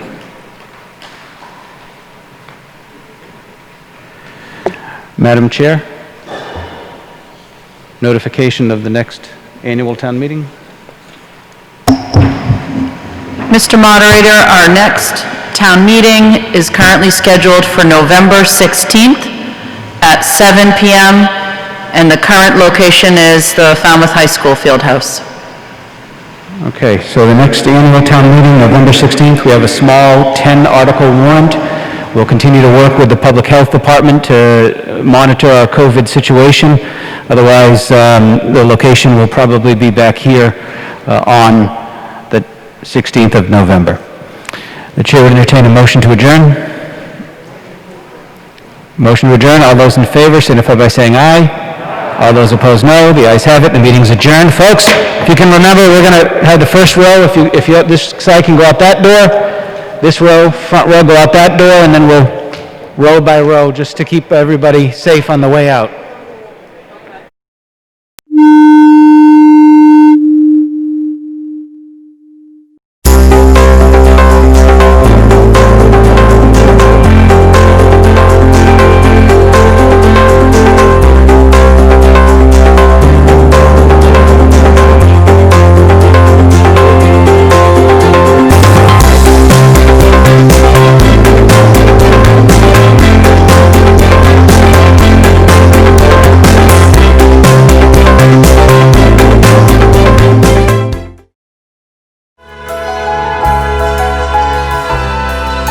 Falmouth Community Television's coverage of town meeting is sponsored by the following corporate underwriters.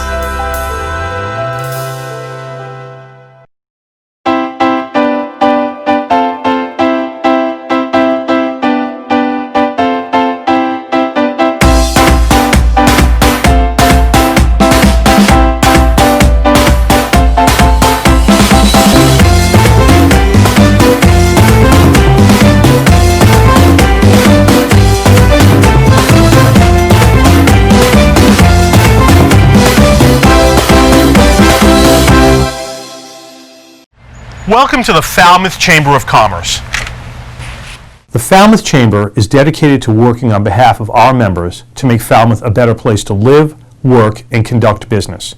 We are committed to developing the economic, cultural, educational, and civic interests of our community and welcome the support from all organizations to achieve our combined goals. Whether you call Falmouth home, are a summer resident, or a visitor, we hope you take advantage of all that the Chamber has to offer.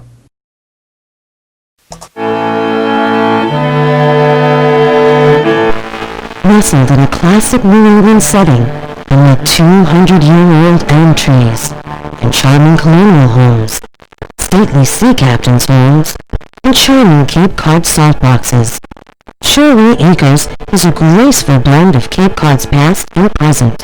Shoreway Acres, proud sponsor of Falmouth Community Television. Green Harbor Waterfront Lodging is nestled in a woodland setting on a picturesque ocean inlet. Green Harbor offers a family waterfront vacation. Enjoy our private boating beach with dock, rowboats, and paddle boats, oversized heated outdoor pool, and kiddie pool. Relax in our waterfront and beachside accommodations. 548-4747 or gogreenharbor.com. People think that a locally owned and operated appliance store may not offer what they need. Actually, we have trained and dedicated sales associates, expert delivery and installation, professional repair service, and personal customer service.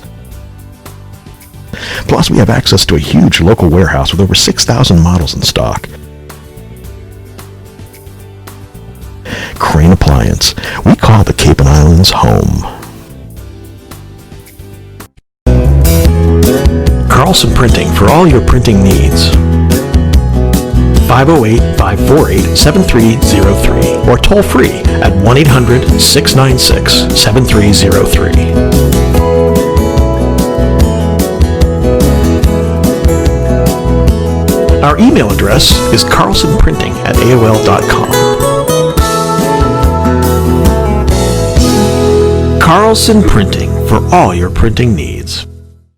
Hosting services for fctv.org are provided by MegaNet Communications. MegaNet offers a wide array of internet services, including Mega Backup Cloud Service, server co-location, T1, fiber, Metro Ethernet, as well as telephone services such as hosted PBX and digital voice.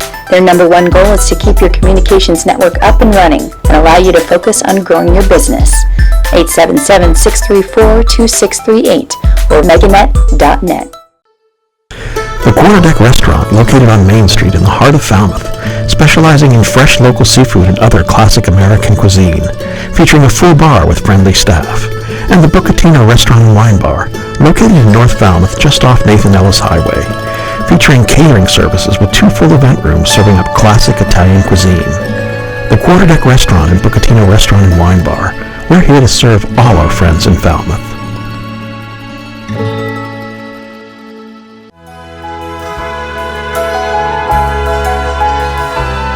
Additional funding and support provided by the following corporate sponsors.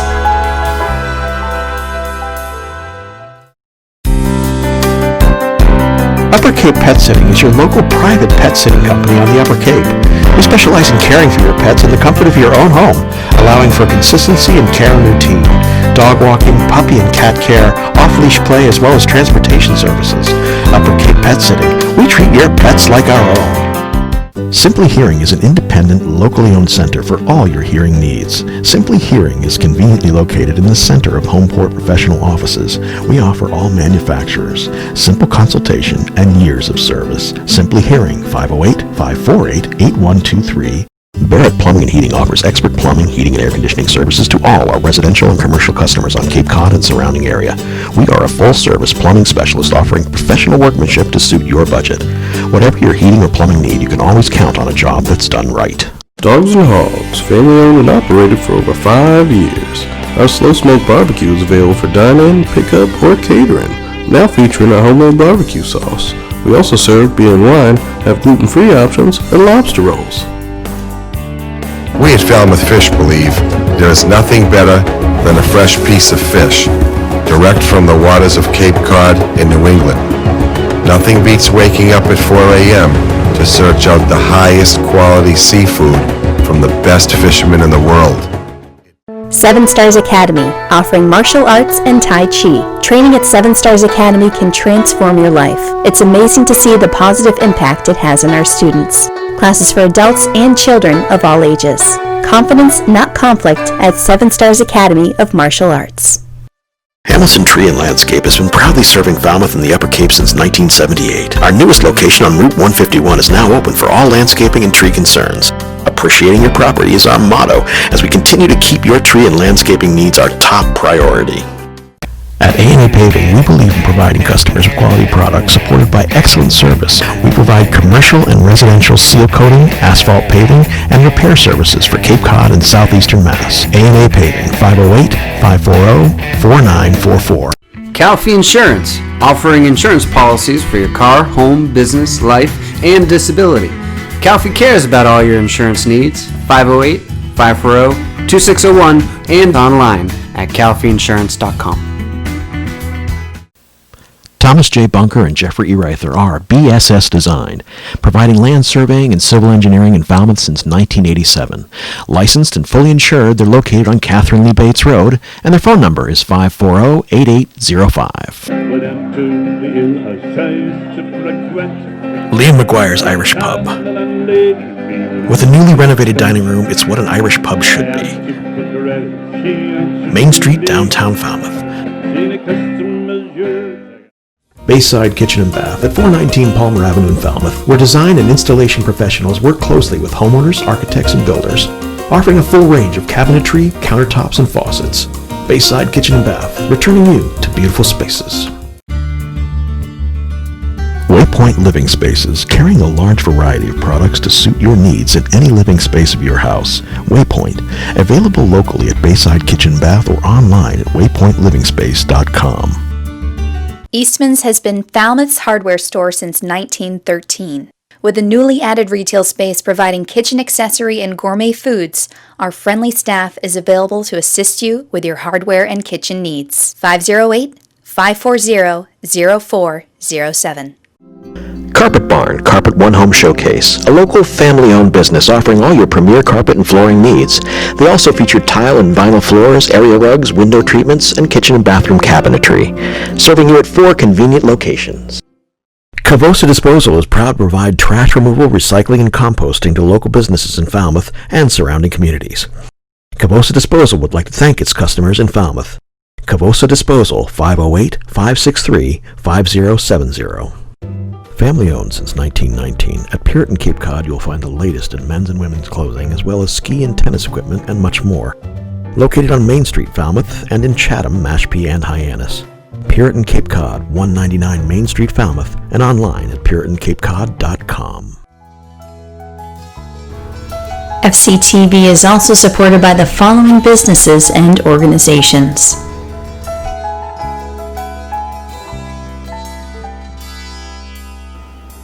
Oppenheim and Nickerson, LLP, 156 Locust Street, 508-548-8255. Dalpy Septic Plumbing, residential, commercial pumping and cleaning, 508-548-5488. Nobska Lighthouse and Maritime Museum, friendsofnobska.org.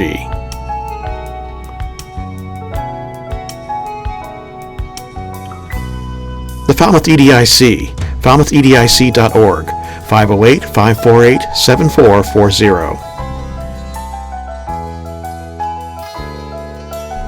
Partners Technology, Voice and Data Solutions, 781-930-5000.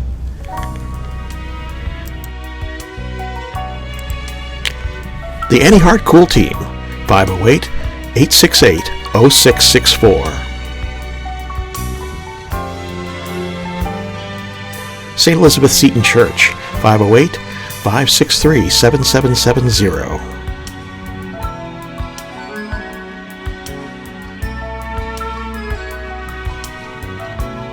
Soares Flower Garden Nursery, 508-548-5288.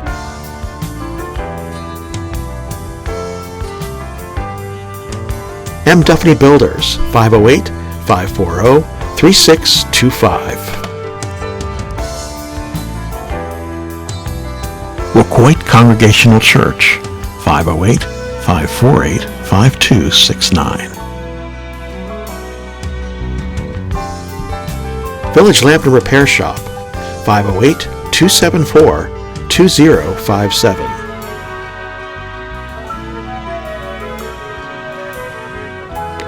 Danny's Barber Shop, 508-548-6013. Carl F. Cavosa Excavating, 508-563-5530. Paul's Precision Automotive Repair, 508-548-3164. David Rogers Electric, 508-274-2057.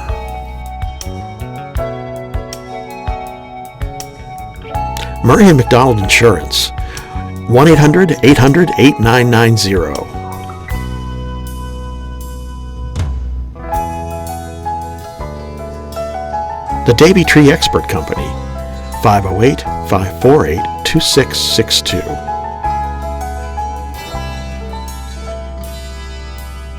Andy's Barbershop in the Falmouth Plaza.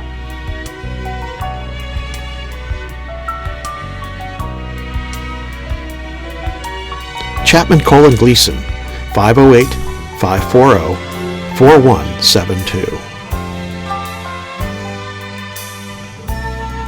Hanush Jewelers in downtown Falmouth, 508-548-9107.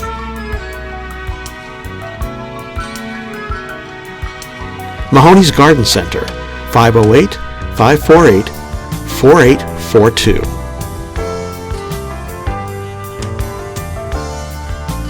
The Cape Cod 5, 508-457-5252. Martha's Vineyard Savings Bank in Falmouth and Woods Hole, 508-627-4266.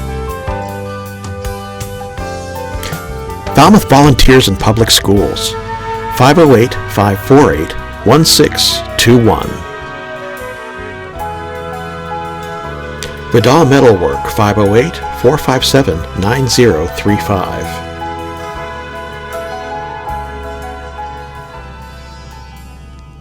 And Steve's Pizzeria and More, 508-457-9454. Additional support provided by Roach Brothers, Stop and Shop, Windfall, Shaw's Supermarket, Walmart, Pie in the Sky.